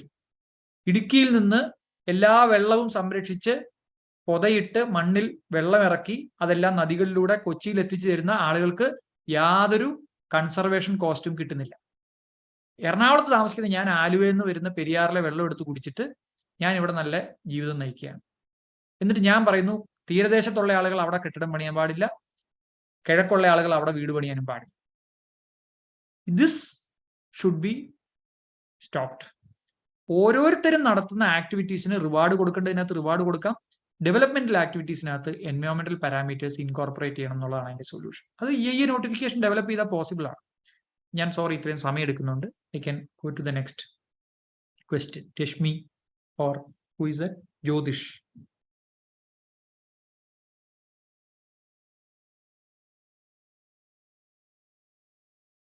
ചോദിച്ചോ, ആര് വേണമെങ്കിലും ചോദിച്ചു. Please, questions may be asked. അവര് അൺമ്യൂട്ട് ചെയ്യാ പ്ലീസ്. ക്വസ്റ്റ്യൻ ഹാൻഡ് റേസ് ചെയ്താൽ അൺമ്യൂട്ട് ചെയ്യാ പ്ലീസ്. ഹലോ. സർ അൺമ്യൂട്ട് ആയി. Sir good evening. എൻ്റെ പേര് രശ്മി എന്നാണ്. ഞാൻ അവിടുത്തെ കേരള ലോ അക്കാഡമിയിലെ 2nd ഇയർ സ്റ്റുഡൻ്റ് ആണ്. അപ്പോൾ I'm also working person. അപ്പോൾ ഞങ്ങൾ ഈ ESGയുടെയും CSRന്റെ കാര്യം വരുമ്പോൾ ഇപ്പോഴത്തെ guidelines, SEBI guidelines അനുസരിച്ച് ആദ്യത്തെ 100 ലിസ്റ്റഡ് കമ്പനീസ് ESGയുടെ ഒരു BRSR ഫ്രെയിംവർക്ക് ഫോളോ ചെയ്യണം എന്ന് ഇപ്പോൾ വന്നിട്ടുണ്ട്. അപ്പൊ അതിൻ്റെ അകത്ത് ESGയുടെ കോഴ്സ് കൂടുതൽ വായിച്ചു തുടങ്ങിയപ്പോൾ മനസ്സിലായത് അതിൻ്റെ അകത്തൊരു നല്ലൊരു ശതമാനം എൻവയോൺമെന്റിന്റെ പ്രൊട്ടക്ഷൻ പറയുന്നുണ്ട്. പക്ഷെ കുറെ ഒരു ക്ലാരിറ്റി കുറവ് അവിടെ ഉണ്ടെങ്കിലും ഒരു തുടക്കം എന്നുള്ള നിലയിൽ കുറച്ച് കാര്യങ്ങളുണ്ട്. ആ ഫ്രെയിംവർക്കും നമ്മുടെ ഇപ്പൊ ഡിസ്കസ് ചെയ്ത കാര്യങ്ങളുമായിട്ട് ആദ്യ റിലേറ്റഡ്, അല്ലെങ്കിൽ കോർപ്പറേറ്റ് വേൾഡ് ഈ ലോ മേക്കിങ്ങിലോട്ടോ അല്ലെങ്കിൽ നമ്മളിപ്പോ ഉണ്ടാക്കുന്ന ലീഗൽ സ്റ്റാറ്റ്യൂട്ട്സിലോട്ടോ കോർപ്പറേറ്റ് വേൾഡിന്റെ ഒരു ഇൻവോൾവ്മെന്റ് ഉണ്ടോ, ഇല്ലെങ്കിൽ അതെങ്ങനെയാ നമുക്ക് ഉണ്ടാക്കാം? നല്ലൊരു ഏരിയ ആണ്. അതായത് നമ്മളിപ്പോ നമ്മുടെ ഡെവലപ്മെന്റ് വരുന്നതും അല്ലെങ്കിൽ ഇൻവെസ്റ്റ്മെന്റ് പാർട്ട് വരുന്നതും എല്ലാം ഇപ്പൊ സെബി കേന്ദ്രീകരിച്ച് അല്ലെങ്കിൽ ഷെയർ മാർക്കറ്റ് കേന്ദ്രീകരിച്ചാണ്. വലിയ that is the real world. We are actually living in underworld എന്ന് നമുക്ക് തോന്നാറുണ്ട്. അത്ര പ്രോമിനൻസ് ഉള്ള ഒരു ഏരിയ. അപ്പൊ സ്വാഭാവികമായിട്ടും ഒരു റെഗുലേഷൻ അവിടെ മേജർ ആക്ടിവിറ്റി നടക്കുന്ന അവിടെ കൊണ്ടുവരുന്നത് വാസ്തവത്തിൽ വലിയ ഗുണം ചെയ്യും. കമ്പനീസ് ആക്ടില് CSR കൊണ്ടുവന്നത് അങ്ങനെ ഒരു സോഷ്യൽ പെർസ്പെക്റ്റീവ് നോക്കിയിട്ടാണ്. പക്ഷെ ലാഭം ഉണ്ടെങ്കിൽ മാത്രമേ CSR കൊടുക്കേണ്ട കാര്യവും. അതുകൊണ്ട് ലാഭം കാണിക്കാറില്ല പല കമ്പനികളും. അതുകൊണ്ട് CSR എഫക്റ്റീവായി വർക്ക് ചെയ്യാറില്ല. ഇപ്പൊ സെൻട്രൽ ഗവൺമെന്റ് ഈ CSRന്റെ പർപ്പസ് തന്നെ കളഞ്ഞുകൊണ്ട് സെൻട്രൽ ഗവൺമെന്റ് ഈ CSR മുഴുവൻ പൂൾ ചെയ്ത് സെൻട്രൽ ഗവൺമെന്റിലേക്ക് കൊണ്ടുപോവുകയും അവർക്ക് ഇഷ്ടമുള്ള ഏജൻസിന് കൊടുക്കുകയുമാണ് ചെയ്യുന്നത്. അതിന്റെയൊക്കെ പ്രശ്നങ്ങളുണ്ട്. അവിടെയാണ് നമ്മൾ CER, കോർപ്പറേറ്റ് എൻവയോൺമെന്റ് റെസ്പോൺസിബിലിറ്റി എന്ന് പറഞ്ഞ പുതിയൊരു ടെർമിനോളജി കൊണ്ടുവന്നത്. അത് സെൻട്രൽ ഗവൺമെന്റ് അക്സെപ്റ്റ് ചെയ്തു. CERന് വേണ്ടി ഇപ്പൊ ഒരു ഓഫീസ് മെമ്മോറാണ്ടമാണ് ഇറക്കിയിരിക്കുന്നത്. എൻവയോൺമെന്റ് ക്ലിയറൻസിനകത്ത് പങ്കെടുക്കുന്ന കമ്പനികൾക്ക് CER മാൻഡേറ്ററി ആക്കി. 1000 crore വരെയുള്ള ആളുകൾക്ക് 1%, 2%, അതിന് മോൾ അല്ല 500 crore വരെയുള്ളതിന് 2%, അതിന് മുകളിലുള്ളതിന് അപ് ടു 1000 1%, പിന്നെ 0.5% എന്നൊക്കെ പറഞ്ഞ് CERന് ഒരു ഇതുണ്ട്. അപ്പൊ പ്രോജക്ട് കോസ്റ്റിന്റെ ഒരു 1% ആവറേജ് ആ നാട്ടിലുള്ള ആക്ടിവിറ്റീസിന് വേണ്ടി ചെലവാക്കും. അവിടെ നമ്മുടെ ഒരു റോൾ ഉള്ളത് നമ്മുടെ തൊട്ടടുത്തുള്ള ഓരോ കമ്പനിയും ഇപ്പൊ ഇവിടെ പുതിയൊരു പ്രോജക്റ്റ് കൊച്ചിൻ റിഫൈനറി പുതിയൊരു പ്രോജക്റ്റ് കൊണ്ടിരുന്നു, 1000 കോടിയുടെ പെറ്റ്കോക്ക് പ്രോജക്റ്റ് കൊണ്ടിരുന്നു എന്ന് പറയുമ്പോൾ നമ്മൾ ആദ്യം അന്വേഷിക്കണം 1000 കോടിയുടെ 1%, 10 കോടി എവിടെയാണ് ഈ CER ചെലവാക്കാൻ പോകുന്നത്. അത് ഏതെങ്കിലും വണ്ടി മേടിച്ചു കൊടുക്കുകയോ അല്ലെങ്കിൽ ബിൽഡിംഗ് പണിത് കൊടുക്കുകയോ ചെയ്യാതെ അത് നമ്മൾ ചാനലൈസ് ചെയ്യണം. ഈ സെബിയുടെ കാര്യത്തിൽ കുറച്ചുകൂടെ ലാർജർ റെഗുലേഷൻ പോസിബിൾ ആണ്. കാരണം മണി വരുന്ന ഏരിയ, പ്രത്യേകിച്ച് ഈ ബാഡ് മണി എന്ന് പറയുന്ന ഒരു കൺസെപ്റ്റ് പൊതുവെ ഇപ്പോഴത്തെ ജനറേഷൻസിൽ ഒരുപാട് ആളുകൾക്ക് വരുന്നുണ്ട്. അതായത് നിങ്ങൾ ഈ എൻവയോൺമെന്റിനെ പൊല്യൂട്ട് ചെയ്തിട്ട് നിങ്ങൾ ഈ കാർബൺ എമിഷനിലേക്ക് കൂടുതൽ എമിറ്റ് ചെയ്യുന്ന കമ്പനീസിനെ ഹെൽപ്പ് ചെയ്തുകൊണ്ട് നിങ്ങൾ പൈസ ഉണ്ടാക്കുന്നത് ഒരു ബ്ലഡ് മണി എന്ന് നമ്മൾ പണ്ട് പറയാറ് ഗോൾഡിനെ പറ്റിയിട്ട്. അതുപോലെ ഇപ്പൊ ഇതൊരു ബ്ലാക്ക് മണി അല്ലെങ്കിൽ ഒരു ബാഡ് മണി എന്നുള്ള രീതിയിൽ വലിയ രീതിയിൽ വെസ്റ്റേൺ കൺട്രീസിലൊക്കെ ന്യൂ ജനറേഷന്റെ ഇടയിൽ വരുന്നുണ്ട്. അപ്പൊ ആ ബ്ലാക്ക് ഒരു ഇമേജ് വരാതിരിക്കാൻ വേണ്ടിയിട്ട് ഞങ്ങൾ വളരെ കാർബൺ സെക്വിസ്റ്റേഷന് വേണ്ടി ഫണ്ട് ചെയ്യുന്ന ഏജൻസീസ് ആണ് അല്ലെങ്കിൽ കമ്പനികളാണെന്ന് പറയാനുള്ളൊരു ത്വര അവരുടെ ഇടയിലുണ്ട്. ഇത് വെച്ചിട്ട് റെഗുലേഷൻസ് കൊണ്ടുവന്നാൽ ഇൻവെസ്റ്റ്മെന്റിന്റെ ഇത്ര ശതമാനം, ഇപ്പോ ഒരു തെർമൽ പവർ പ്ലാന്റ് കമ്പനി ആണെങ്കിൽ അവർ കാർബൺ എമിഷൻ കൂടുതലാണ്, they should spend more amount into carbon sequestration. അവർക്ക് വേണമെങ്കിൽ അത് ഡിസൈഡ് ചെയ്യാം, പക്ഷെ അത് ഇംപ്ലിമെന്റിങ് ഏജൻസീസിന് കൊടുത്ത് അത് നടപ്പാക്കണം എന്നുള്ളതാണ്. ഇവിടെ ഇവരുടെ റോൾ അപ്പൊ ഞാൻ പറഞ്ഞത് എഫക്റ്റീവ് ആണെന്നുള്ള അർത്ഥത്തിലാണ്. അതായത് നിങ്ങൾ പണം നിക്ഷേപിക്കുന്ന സമയത്ത് തന്നെ ലിസ്റ്റ് ചെയ്യുന്ന കമ്പനീസ് ലിസ്റ്റ് ചെയ്ത ആളുകളിൽ നിന്ന് പണം സ്വീകരിക്കുന്ന സമയത്ത് തന്നെ ഒരു ഗ്രോയിങ് സ്റ്റേജിലാണല്ലോ അത് വരിക. അവിടെ തന്നെ നിങ്ങൾ ഈ റെഗുലേഷന്റെ ഭാഗമായി കഴിയുമ്പോൾ നമ്മൾ ഷെയർ ട്രേഡ് ചെയ്യുന്ന ആളുകൾക്ക് അറിയാം, നമ്മൾ ഷെയർ ട്രേഡ് ചെയ്ത് കഴിഞ്ഞ് കുറച്ച് വലിയ പൈസ നമുക്ക് ലാഭം കിട്ടിയാൽ നമ്മുടെ ടാക്സ് ഓട്ടോമാറ്റിക്കായിട്ട് ഡിഡക്ട് ചെയ്ത് പോകും. കാരണം ആ ഓട്ടോമാറ്റിക്കായിട്ട് ഡിഡക്ട് ചെയ്ത് പോകുന്ന ടാക്സ് ആണ് എപ്പോഴും ഗവൺമെന്റിന് കിട്ടുക. സാലറി ഉള്ള ആളുകൾക്ക് അറിയാം, അവരുടെ സാലറിയിൽ നിന്ന് ഇൻകം ടാക്സ് പിടിച്ചിട്ടേ നമുക്ക് സാലറി കിട്ടുള്ളൂ. അതേസമയം സ്വന്തമായി അധ്വാനിച്ച് കാശുണ്ടാക്കുന്ന വക്കീലുമാരൊക്കെ ഇൻകം ടാക്സ് അടയ്ക്കാൻ ബുദ്ധിമുട്ടാണ്. കാരണം നമ്മൾ അങ്ങോട്ട് കൊണ്ടുപോയി അടയ്ക്കണം. അതുകൊണ്ട് TDS കട്ട് ചെയ്തിട്ട് വരുന്ന പൈസ മാത്രമേ നമ്മൾ ഇൻകം ടാക്സ് അടയ്ക്കൂ. എന്ന് പറയുന്ന പോലെ സെബിയുടെ റെഗുലേഷൻസിനകത്തേക്ക് ഇത് കൊണ്ടുവരുമ്പോൾ സത്യത്തിൽ എൻവയോൺമെന്റൽ കംപ്ലയൻസ് കൂടുതലാണ്. ഞാനിത് പറയുന്നത് നമ്മുടെ Geetha Menon, earlier Secretary of MOEF, it filed an affidavit before Delhi High Court. Total projects cleared in India, Environment Ministry clear ചെയ്ത ടോട്ടൽ പ്രോജക്ട്സിന്റെ 99% എൻവയോൺമെന്റ് ക്ലിയറൻസ് കണ്ടീഷൻസ് കംപ്ലൈ ചെയ്യുന്നില്ല എന്ന് പറഞ്ഞൊരു അഫിഡവിറ്റ് ഉണ്ട്. 1% മാത്രമാണ് കംപ്ലൈ ചെയ്യുന്നത്. അപ്പൊ അതുകൊണ്ട് റെഗുലേറ്ററെ നമ്മൾ ഫണ്ടിങ്ങിന്റെ സമയത്ത് തന്നെ അല്ലെങ്കിൽ ലിസ്റ്റിങ്ങിന്റെ സമയത്ത് തന്നെ റെഗുലേറ്റ് ചെയ്യുന്നതാണ് നല്ല തോന്നുന്നത്. ഇനി ഇവരുടെ അപ്രോച്ച് പറയാം. ഞാൻ മിനിസ്ട്രിയുടെ ഒട്ടുമിക്ക ഫയലുകളും ആസ് എ ഹോൾ എടുക്കാറുണ്ട്. റൈറ്റ് ടു ഇൻഫർമേഷൻ നമ്മളൊരു പുതിയ ലെജിസ്ലേഷൻ അവർ പറയുമ്പോൾ അല്ലെങ്കിൽ പുതിയൊരു ഐഡിയ പറയുമ്പോൾ നമ്മൾ ആ ഫയലിന്റെ എൻറ്റയർ ഫയലിന്റെ കോപ്പി ചോദിക്കും. ഒരു ബണ്ടിൽ 1000 പേജുള്ള ഒരു ഫയൽ ബണ്ടിൽ എടുത്താൽ അതിൽ 900 പേജും ഈ കോർപ്പറേറ്റ്സ് അവരുടെ ലെറ്റർ ഹെഡിൽ എക്സിസ്റ്റിംഗ് എൻവയോൺമെന്റൽ റെഗുലേഷൻസ് ഡൈല്യൂട്ട് ചെയ്യാൻ വേണ്ടി എഴുതിയ റിക്വസ്റ്റുകളായിരിക്കും. ഇന്ത്യയിലെ എല്ലാ കാർ കമ്പനിയും എല്ലാ വർഷവും മുടങ്ങാതെ സെൻട്രൽ ഗവൺമെന്റിന് പ്രഷറൈസ് ചെയ്തുകൊണ്ട് കത്തുകൾ എഴുതും, ഞങ്ങൾക്കിനി എൻവയോൺമെന്റ് റെഗുലേഷൻസ് ഡൈല്യൂട്ട് ചെയ്ത് തരാം. മൈനിങ് കമ്പനീസ് എഴുതും, വേദാന്ത പോലുള്ള കമ്പനീസ് എഴുതും, ഞങ്ങളെ ഇതിനകത്ത് നിന്ന് മാറ്റി നിർത്തണം, ഞങ്ങൾക്ക് ട്രൈബൽ ഏരിയസിൽ പോയി മൈൻ ചെയ്യാനുള്ള പെർമിഷൻ തരാം. ലിസ്റ്റഡ് കമ്പനീസ്, എത്രയോ കമ്പനീസ് അവരുടെ വയലേഷൻസ് പാർഡൺ ചെയ്യണമെന്ന് പറഞ്ഞ് അയച്ച കത്തുകൾ ബണ്ടിൽ കണക്കിന് മിനിസ്ട്രി കിടപ്പുണ്ട്. അങ്ങനെയാണ് എൻവയോൺമെന്റ് ജൂറിസ്പ്രുഡൻസിന് അൺഹേർഡ് ആയിട്ടുള്ള, ഏലിയൻ ആയിട്ടുള്ള എക്സ് പോസ്റ്റ് ഫാക്ടോ ക്ലിയറൻസ് ഇന്ത്യയിൽ ആദ്യമായിട്ട് 14/3/2017 സെൻട്രൽ ഗവൺമെന്റ് ഒരു നോട്ടിഫിക്കേഷനിലൂടെ കൊണ്ടുവന്നത്. അതായത് even if you don't apply for EC, at any point of time if you are a violator you can pay some money and get EC. EC has become so easy after 14/3/2017 that you can apply whenever you want. After doing all the destruction, you can apply. അപ്പോൾ ആ ബണ്ടിലൊക്കെ എടുക്കുമ്പോൾ നമുക്ക് കാണാം, ഒരു 1000 പേജുള്ള ഒരു ബണ്ടിലിൽ 900 പേജും ഈ കോർപ്പറേറ്റ്സ് അവരുടെ എൻവയോൺമെന്റൽ റെഗുലേഷൻസ് ഡൈല്യൂട്ട് ചെയ്യാൻ ചോദിക്കുന്ന ലെറ്റേഴ്സ് ആണ്. അതുകൊണ്ടാണ് central government one after the other ഇത് ഡൈല്യൂട്ട് ചെയ്യും. So my thing is there should be a campaign demanding these companies, corporates, to comply with the environmental regulations. ഒരു ഗ്രീൻ ഇമേജ് കൊണ്ടുവന്നാൽ, ഇപ്പോൾ environment compliance ഇല്ലാത്തൊരു കമ്പനിക്ക് share മാർക്കറ്റിൽ ഒരു red compliance അല്ലെങ്കിൽ ഒരു ബ്ലാക്ക് ഒരു കംപ്ലയൻസ് ഫ്ലാഗ് വരുമെന്ന് സെബി അനൗൺസ് ചെയ്താൽ ഇവരെല്ലാവരും ഇത് കംപ്ലൈ. അപ്പോൾ I think that is the tomorrow's എൻവയോൺമെന്റൽ governance area. Yes, Suresh Kumar. Sir, am I audible, sir? Yes. Sir, എൻ്റെ ക്വസ്റ്റ്യൻ, നമ്മുടെ SDG പിന്നെ ഗോൾസ് വന്നു, അതിൽ SDGയിൽ 15 എന്ന് പറയുന്നത് എൻവയോൺമെന്റുമായിട്ട് റിലേറ്റ് ചെയ്തു. അത് അതിൻ്റെ ഗോൾ അനുസരിച്ച് 2030 we will strive to achieve land degradation neutral world എന്നാണ്. അപ്പോൾ how far our law is compatible with that, sir? നമ്മളിപ്പോൾ ഉള്ള ലോസ്. ഓക്കെ, സസ്റ്റൈനബിൾ ഡെവലപ്മെന്റ് ഗോൾസിനെ പറ്റി പറഞ്ഞു, നേരത്തെ പറഞ്ഞു. SDG സത്യത്തിൽ ഏട്ടിലെ പശു എന്ന് പറയുന്നൊരു സാധനമാണ്. നമ്മൾ എൻവയോൺമെന്റ് പോളിസി നമ്മൾ 2006 വായിക്കുമ്പോൾ ഉള്ള പോലെ തന്നെ ഇത് അക്കാഡമിക്കലി നോക്കുമ്പോൾ വളരെ കൊള്ളാം, നന്നായി എഴുതി വെച്ചിരിക്കുന്നതെന്ന് ഒഴിച്ചാൽ ഇതിനൊരു ഇംപ്ലിമെന്റബിൾ സ്വഭാവം ഇല്ല. എൻവയോൺമെന്റ് പോളിസി വയലേറ്റ് ചെയ്തു എന്ന് പറഞ്ഞ് നമുക്കൊന്നും ചെയ്യാൻ പറ്റത്തില്ല, ലിറ്റിഗേഷൻ പോകാൻ പറ്റത്തില്ല, സ്റ്റാറ്റ്യൂട്ടറി പ്രൊവിഷൻസ് ഉണ്ടെങ്കിലേ പറ്റുള്ളൂ. ഇന്ത്യയിൽ environment governance policy wise excellent ആണ്. ഇത്രയും നല്ല പോളിസി ഇല്ല ലോകത്തൊരു കൺട്രിക്കും. പക്ഷേ ഇംപ്ലിമെന്റേഷന്റെ ഫെയിലിയർ ആണ് ഞാൻ നേരത്തെ പറഞ്ഞ 1% കംപ്ലയൻസ്. നിങ്ങൾ പഠിച്ചിട്ടുണ്ടാവുമല്ലോ, സുപ്രീം കോടതി 10 വർഷം കഴിഞ്ഞുള്ള 2 കേസുകളിൽ നാഷണൽ റെഗുലേറ്റർ ഇല്ല. ഇവിടെ എൻവയോൺമെന്റ് ക്ലിയറൻസ് കൊടുക്കുന്നയാളും അത് മോണിറ്റർ ചെയ്യുന്നയാളും അതിനെ പണിഷ് ചെയ്യേണ്ട ആളും എല്ലാം ഒരാളാണെന്ന് പറഞ്ഞിട്ട് റെഗുലേറ്ററെ കൊണ്ടുവരാൻ പറഞ്ഞിട്ട് കണ്ടംപ്റ്റിനകത്ത് പോലും 10 കൊല്ലം കഴിഞ്ഞിട്ടും വന്നിട്ടില്ല. അപ്പൊ SDG ഗോൾസിനകത്ത് നമ്മൾ ആദ്യത്തെ എടുത്തത് എന്താണ്? പോവർട്ടിയാണ്, അല്ലേ? പോവർട്ടിയാണ്, ഇറാഡിക്കേഷൻ ഓഫ് പോവർട്ടിയാണ് SDGയിൽ ഒന്നാമത്. നമുക്ക് ഇറാഡിക്കേഷൻ ഓഫ് പോവർട്ടിക്ക് എന്ത് പ്ലാനുണ്ട്? ഭൂമി ഇല്ലാത്ത ആളുകൾ കേരളത്തിൽ 2,33,000 വീട്ടുകാരാണ്, ഫാമിലീസാണ്. ഞാൻ നമ്മുടെ കോൺസ്റ്റിറ്റ്യൂഷൻ നോക്കുമായിരുന്നു. Preamble of the constitution says secure to all its citizens justice, social, economic and political.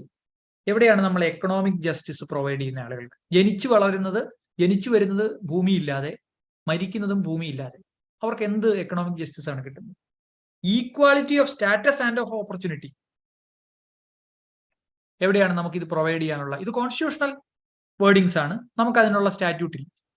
കോൺസ്റ്റിറ്റ്യൂഷനിലെ recognised ആണ്, പക്ഷേ there is no statute. Just like that SDGയും ഇല്ല. ക്ലൈമറ്റ് ചേഞ്ച് പോളിസി വന്നിട്ടുണ്ടല്ലോ, നമുക്ക് SDGക്ക് ഇൻട്യൂൺ ആയിട്ട് പ്രിപ്പയർ ചെയ്യാൻ പറഞ്ഞാണ് സ്റ്റേറ്റുകളുടെ ക്ലൈമറ്റ് പോളിസിയിൽ എഴുതി വെച്ചിരിക്കുന്നതൊക്കെ മഹത്തായ കാര്യങ്ങളാണ്. അത് ഇംപ്ലിമെന്റ് ചെയ്യാനുള്ള ഒരു സ്റ്റാറ്റ്യൂട്ടറി പ്രൊവിഷനും നിലവിലില്ല. ഞാനൊരു ഉദാഹരണം പറഞ്ഞാൽ പെട്ടെന്ന് അവസാനിപ്പിക്കാം. ഈ ഡാമുകൾ പണിയുമ്പോൾ അടുപ്പിച്ചടുപ്പിച്ച് ഡാമുകൾ പണിയരുത്, ഓരോ കിലോമീറ്റർ വിട്ടിട്ടേ ചെയ്യാവൂ എന്ന് പറഞ്ഞ് കേരള ഗവൺമെന്റ് ഒരു പോളിസിയുണ്ട്. അതുപോലെ 25 മെഗാവാട്ടിന് മുകളിലുള്ള ഡാമുകൾക്ക് മാത്രമേ എൻവയോൺമെന്റ് ഇമ്പാക്ട് അസസ്മെന്റ് വേണ്ടൂ നാഷണൽ ലോ പ്രകാരം. പക്ഷെ സ്റ്റേറ്റ് പോളിസി അനുസരിച്ച് ചെറിയ ഡാമുകൾക്കും എൻവയോൺമെന്റൽ ഇമ്പാക്ട് ഉണ്ടാവും. അതുകൊണ്ട് അതിന് EIA വേണം എന്നാണ് ഈ പോളിസി പറയുന്നത്. ഞാൻ ഇവിടെ കേരള ഹൈക്കോടതിയിൽ ഒരു കേസ് ഫയൽ ചെയ്തിട്ട് ഒരു പർട്ടിക്കുലർ കേസിൽ ഇത് നടപ്പാക്കുന്നില്ല, സ്റ്റേറ്റ് തന്നെ പോളിസി ഉണ്ടാക്കുന്നു, സ്റ്റേറ്റ് തന്നെ വയലേറ്റ് ചെയ്യുന്നു എന്ന് പറഞ്ഞപ്പോൾ there is a judgement, it is a reported judgement which says policy is not implementable unless it is supported with a statutory provision. അപ്പൊ ഈ ലാൻഡിന്റെ കാര്യത്തിലും അതെ, ലാൻഡ് ഡീഗ്രഡേഷൻ നമുക്ക് ഐഡിയലി പ്രിൻസിപ്പളി ഒക്കെ ഗവൺമെന്റ് അതിനോട് യോജിക്കുന്നെങ്കിലും practically there is no provision, there is no scheme, there is no statute to restore the ecology or restore the degraded land. Forest landന്റെ കാര്യത്തിൽ പോലും ഇല്ല.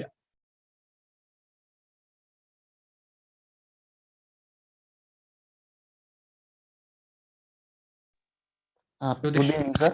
പറയുക. Sir, I have a few questions. The first one is, there is a bill passed by the Parliament in past July 2023, which is Forest Conservation Amendment Bill.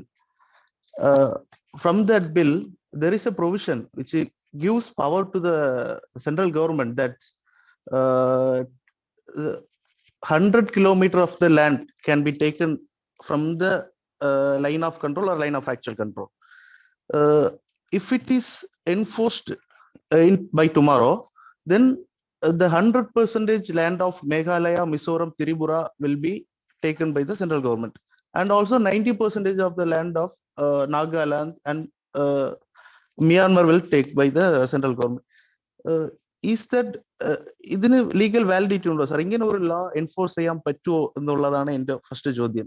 And the second one is, there is another policy which is passed by the central government in 2021, NMEOOP, which is National Mission on Edible Oils and Oil Palm.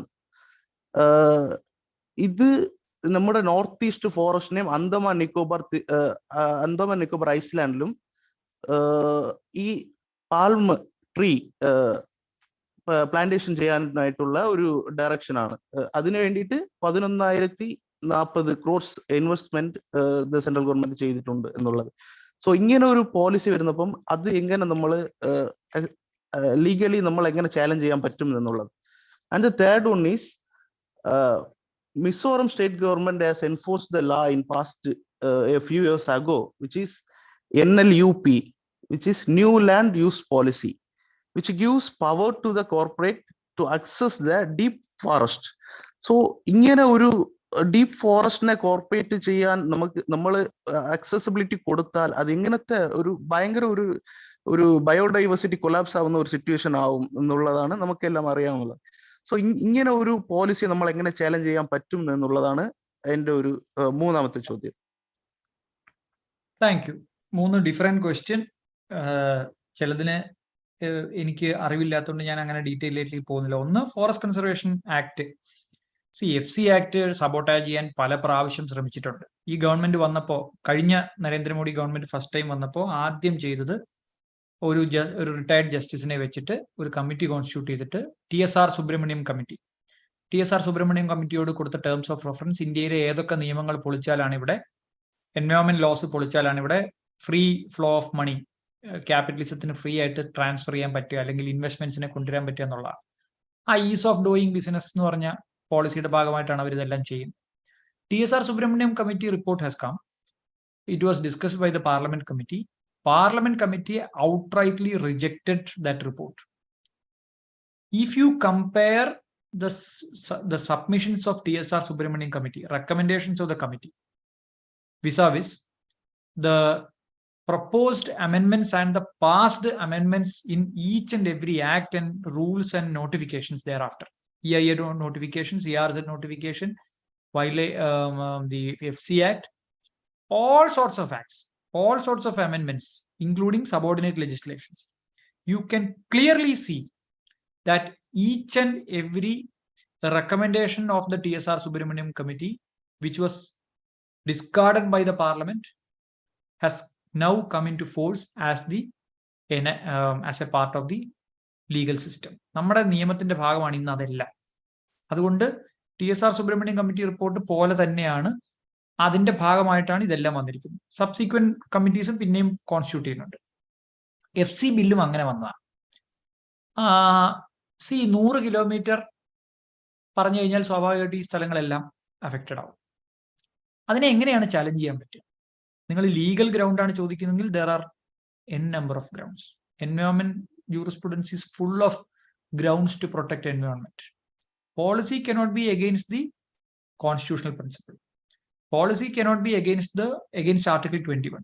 You cannot say that I am degrading environment and therefore you should suffer. No, it cannot be possible. അതുകൊണ്ട് article 21 എതിരായിട്ടുള്ള ഒരു policy സത്യത്തിൽ നിൽക്കില്ല. പിന്നെ policy ചലഞ്ചിന് പറ്റുമോ? പറ്റില്ല. കാരണം എന്താ? Policy cannot be challenged because it's a policy matter. Supreme Court will not interfere. എന്താ solution? When statute comes, you can challenge the provision of the statute and say that, see, this provision will take away my Article 21, അല്ലെങ്കിൽ Article 21 of some people in that locality. North ഈസ്റ്റിലെ ഒരു വലിയ വിഭാഗം ആളുകളുടെ പലതരത്തിലുള്ള protection measures ഇല്ലാതാക്കുന്നതാണ് ഈ provision. അതുകൊണ്ട് ഇത് സെറ്റ് അസൈഡ് ചെയ്യണമെന്ന് പറയാം. So there is A chance of challenging the constitutional validity of the provisions of the statute when it comes into force. But the problem is who will hear it? പലവിധ ഹൈക്കോടതികൾ പലവിധ central ഗവൺമെന്റിന്റെ നോട്ടിഫിക്കേഷൻസും ഡൈല്യൂഷൻസും stay ചെയ്ത കേസുകളിൽ supreme കോടതിയിലെ ജഡ്ജിമാര് മുട്ടിലെഴയുന്നത് പോലെ central ഗവൺമെന്റിന് വേണ്ടി പണിയെടുത്ത് ഓവർ ടൈം പണിയെടുത്തിട്ട് ഈ ഹൈക്കോടതികളുടെ വിധികളെ ഇല്ലാതാക്കുകയാണ്. ബേസിക് കോമൺ സെൻസ് പോലും ഇല്ലാതെ. ഞാനൊരു എക്സാമ്പിൾ പറയാം, ഞാൻ സമയം അധികം എടുക്കുന്നില്ല. മദ്രാസ് ഹൈക്കോർട്ട് ഒരു പോസ്റ്റ് ഫാക്ടോ ക്ലിയറൻസ് കൊടുക്കുന്നത് സ്റ്റേ ചെയ്തു, ഒരു നോട്ടിഫിക്കേഷൻ. സുപ്രീം കോർട്ട് പറഞ്ഞു that is applicable to only Madras, Indira ബാനർജിയുടെ നൊട്ടോറിയസ് ജഡ്ജ്മെന്റ്. അപ്പോ ചില ജഡ്ജിസ് എടുക്കുന്ന ജഡ്ജ്മെന്റുകളെ തൊടാതെ, ഇപ്പോ ചന്ദ്രചൂഡ് എഴുതിയ ഒരു ജഡ്ജ്മെന്റിൽ പറയുന്നു section 3 cannot be used for the purpose of dilution.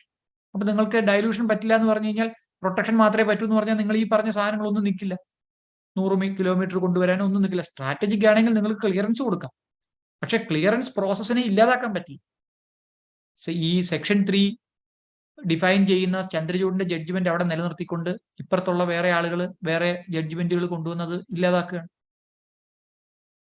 അപ്പോ അവിടെയാണ് ജുഡീഷ്യറിയുടെ ഒരു പ്രസക്തി.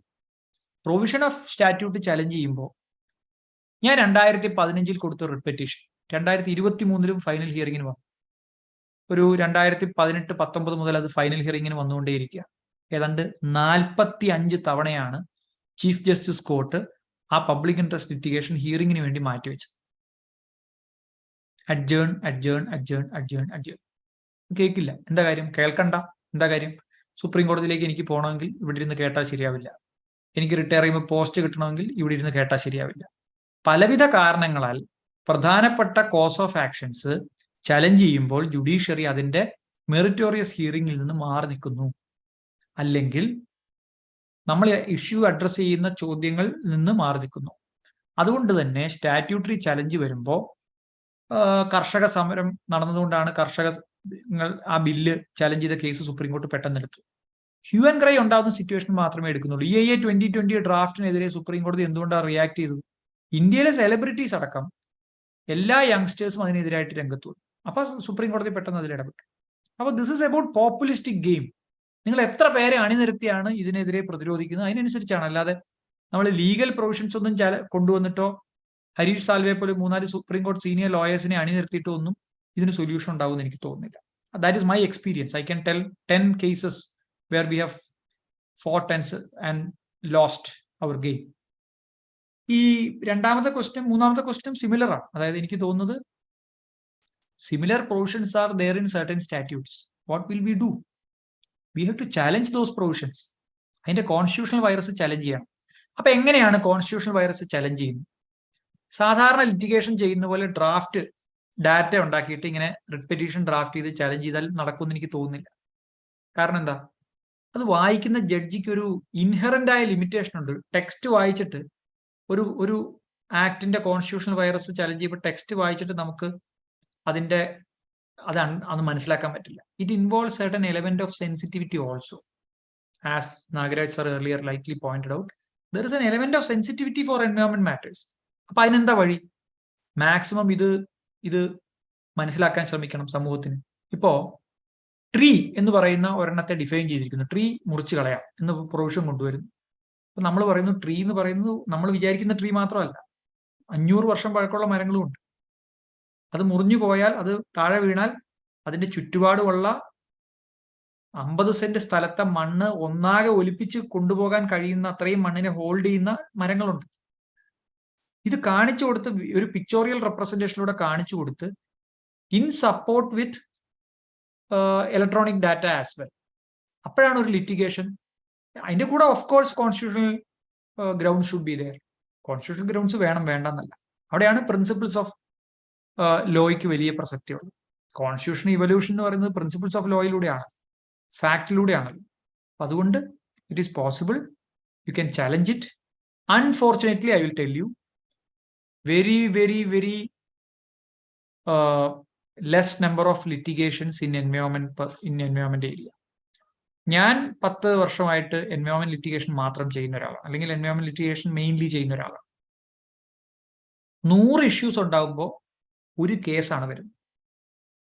And there is virtually no one to take എൻവയോൺമെന്റൽ കോസസ് ഇൻ ദ കൺട്രി. വളരെ ചുരുങ്ങിയ, നേരത്തെ 5 കൊല്ലം മുമ്പൊക്കെ ഫൈറ്റ് ചെയ്തുകൊണ്ടിരുന്ന ആളുകളൊക്കെ എവിടെ? ഗ്രീൻ പീസ് എവിടെ? സ്പെൻ ബയോ എവിടെ? പ്രധാനപ്പെട്ട ഇന്ത്യയിൽ ഉണ്ടായിരുന്ന എൻവയോൺമെന്റൽ ഫൈറ്റേഴ്സ് എവിടെ പോയി? നിങ്ങൾ സുപ്രീം കോടതിന്റെ ലിസ്റ്റ് എടുത്ത് നോക്കിയാൽ ഗോവ ഫൗണ്ടേഷൻ ഒരു കേസും ഫയൽ ചെയ്യുന്നില്ലല്ലോ ഇപ്പോൾ. പ്രധാനപ്പെട്ട ഫൈറ്റിംഗ് ആൾക്കാർ അവരെല്ലാം ലിറ്റിഗേഷൻ സെക്ടറിൽ നിന്ന് പോയി. സാമ്പത്തികം ഒരു പ്രശ്നമായിരിക്കാം. നമ്മുടെ നാട്ടിലൊരു ഒരാളുടെ കിഡ്നി പോയി എന്ന് പറഞ്ഞാൽ 1 കോടി രൂപ ഒരു ദിവസം കൊണ്ട് കിട്ടുന്ന നാടാണ്. പക്ഷെ എൻവയോൺമെന്റ് ലിറ്റിഗേഷന് വേണ്ടി ഏതെങ്കിലും ഒരാൾ മെനക്കെട്ട് വലിയ റിസൾട്ട് ഉണ്ടാക്കി എന്ന് പറഞ്ഞാലും they won't get even 1 lakh rupees for the litigation part. And there is no litigations are coming also. ഇപ്പൊ ലോ സ്റ്റുഡൻസിന് ചെയ്യാവുന്ന ഒരു കാര്യം, ചുമ്മാ ഫ്രീ ആയിട്ട് നല്ല ലിറ്റിഗേഷൻസ് ഡ്രാഫ്റ്റ് ചെയ്ത് ഇങ്ങനത്തെ ഈ പോളിസീസിനെതിരായിട്ടുള്ള, പോളിസിക്കല്ല, എന്റെ സ്റ്റാറ്റ്യൂട്ടറി പ്രൊവിഷൻ വരുമ്പോൾ അതിനെതിരായിട്ടുള്ള കോൺസ്റ്റിറ്റ്യൂഷണൽ ചാലഞ്ച് ഒരു മത്സരം വെക്കാം.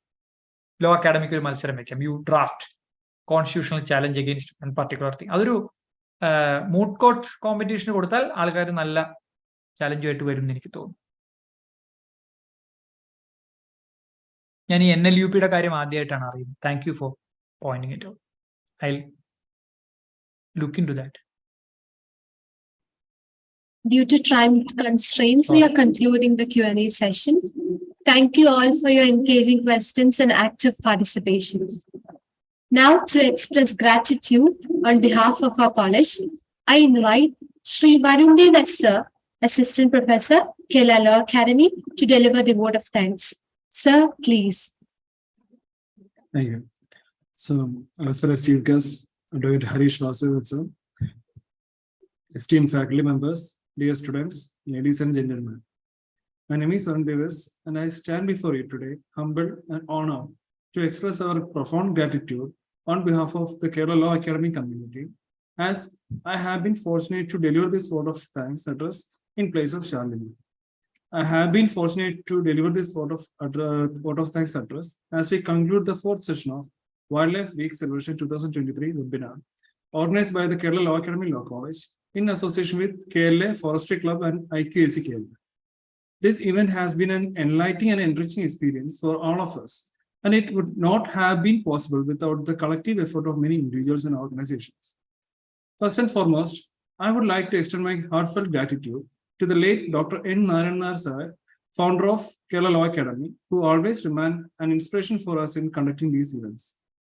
I would like to extend my sincere thanks to our esteemed guest speaker, Advocate Harish Vasudevan sir, for gracing us with his presence and sharing his invaluable insights on the critical subject of environmental governance in India, litigations, theory and practice. Advocate Harish Vasudevan sir extensive expertise in this field and his passionate commitment to environmental issues have left an undeniable mark on all of us. His elucidation of the intricate nuances of environmental litigations was not only enlightening but also inspiring. I stand here with immense gratitude to extend heartfelt gratitude to our director of Kerala Law Academy, Advocate Narayanan sir, and Professor K. Anilkumar sir, the esteemed Director of Administration, Students and Faculty Affairs at Kerala Law Academy Law College. Under the dynamic leadership of these eminent personalities, our college has been a beacon of knowledge, nurturing countless young minds and paving the way for their success in the legal world. We would like to express our sincere appreciation to our respected principal, Harindran K. Sir, Vice Principal Professor Anilkumar G. Sir, and Senior Faculty Professor Dr. Ajita Nair L. Ma'am, whose vision, leadership, and unwavering commitment to excellence have shaped our institution into a center of academic brilliance. We have also been fortunate enough to be backed by a team of dedicated organizing committee faculty members, which includes Advocate Kasturi Nagaraj Ma'am, Assistant Professor, Kerala Law Academy Law College, and Sri N.K. Shashiran Sir, Associate Assistant Professor, Kerala Law Academy Law College. I sincerely thank them for their august presence in this session.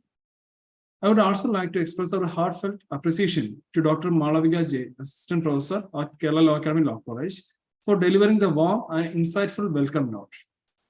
I also express my immense gratitude to our IT team, office staff, technical and administrative staff, student conveners, anchoring team, and our student moderator for today, Arina Elsa Chirian, for their tireless efforts for this success of this event. I extend my thanks to all the faculty members, staff, and students who have worked tirelessly behind the scenes to ensure the smooth organization of this event. Your dedication and hard work have been instrumental in making this webinar successful. Last but certainly not least, I want to thank each and every participant who joined us today. Your active engagement, thoughtful questions, and enthusiasm has made this event not just informative, but also memorable.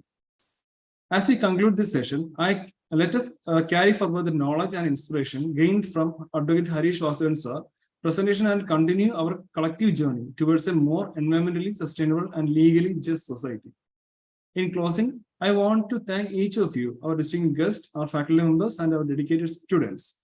Your presence here today signifies your commitment to the cause of environmental governance and legal excellence. Let us leave this virtual space today with a renewed sense of purpose and a shared vision of a better, more sustainable future for our environment and our legal system. Thank you once again, and I wish you all a wonderful evening. Thank you. Thank you, sir, for your words of gratitude. We express our heartfelt thanks to you too. So now, as we draw the curtains of today's session, I extend my sincere gratitude to Advocate Nagaraj Narayanan Sir, Director, Kerala Law Academy, Professor K. Anilkumar Sir, Director, Administration, Students and Faculty Affairs, Professor Harindran K. Sir, Principal, Kerala Law Academy, Professor G. Anilkumar Sir, Vice Principal, Kerala Law Academy, Professor Dr. Ajita Nair L. Ma'am, Senior Faculty, Kerala Law Academy, and also the Organizing Committee faculty members, Advocate Kasturi Nagaraj Ma'am, Assistant Professor, Kerala Law Academy, and Sri N.K. Shashiran Sir, Assistant Professor, Kerala Law Academy Law College, for providing us with an exceptional platform. Now, I would like to acknowledge the efforts of our esteemed faculty conveners whose support has been invaluable. Special thanks are due to our diligent student conveners whose tireless works were instrumental in the success of this event. Last but certainly not the least, I extend my warmest thanks to each one of you. Your presence has made this webinar more delightful. I now conclude with the words of the former US President Theodore Roosevelt, who was also a conservationist, naturalist, writer, and many more. Wildlife and its habitat cannot speak, so we must and we will. So let's continue our efforts to safeguard the environment for our future generations. This is your host, Irene Elsa Chirian, signing off. Thank you, everyone.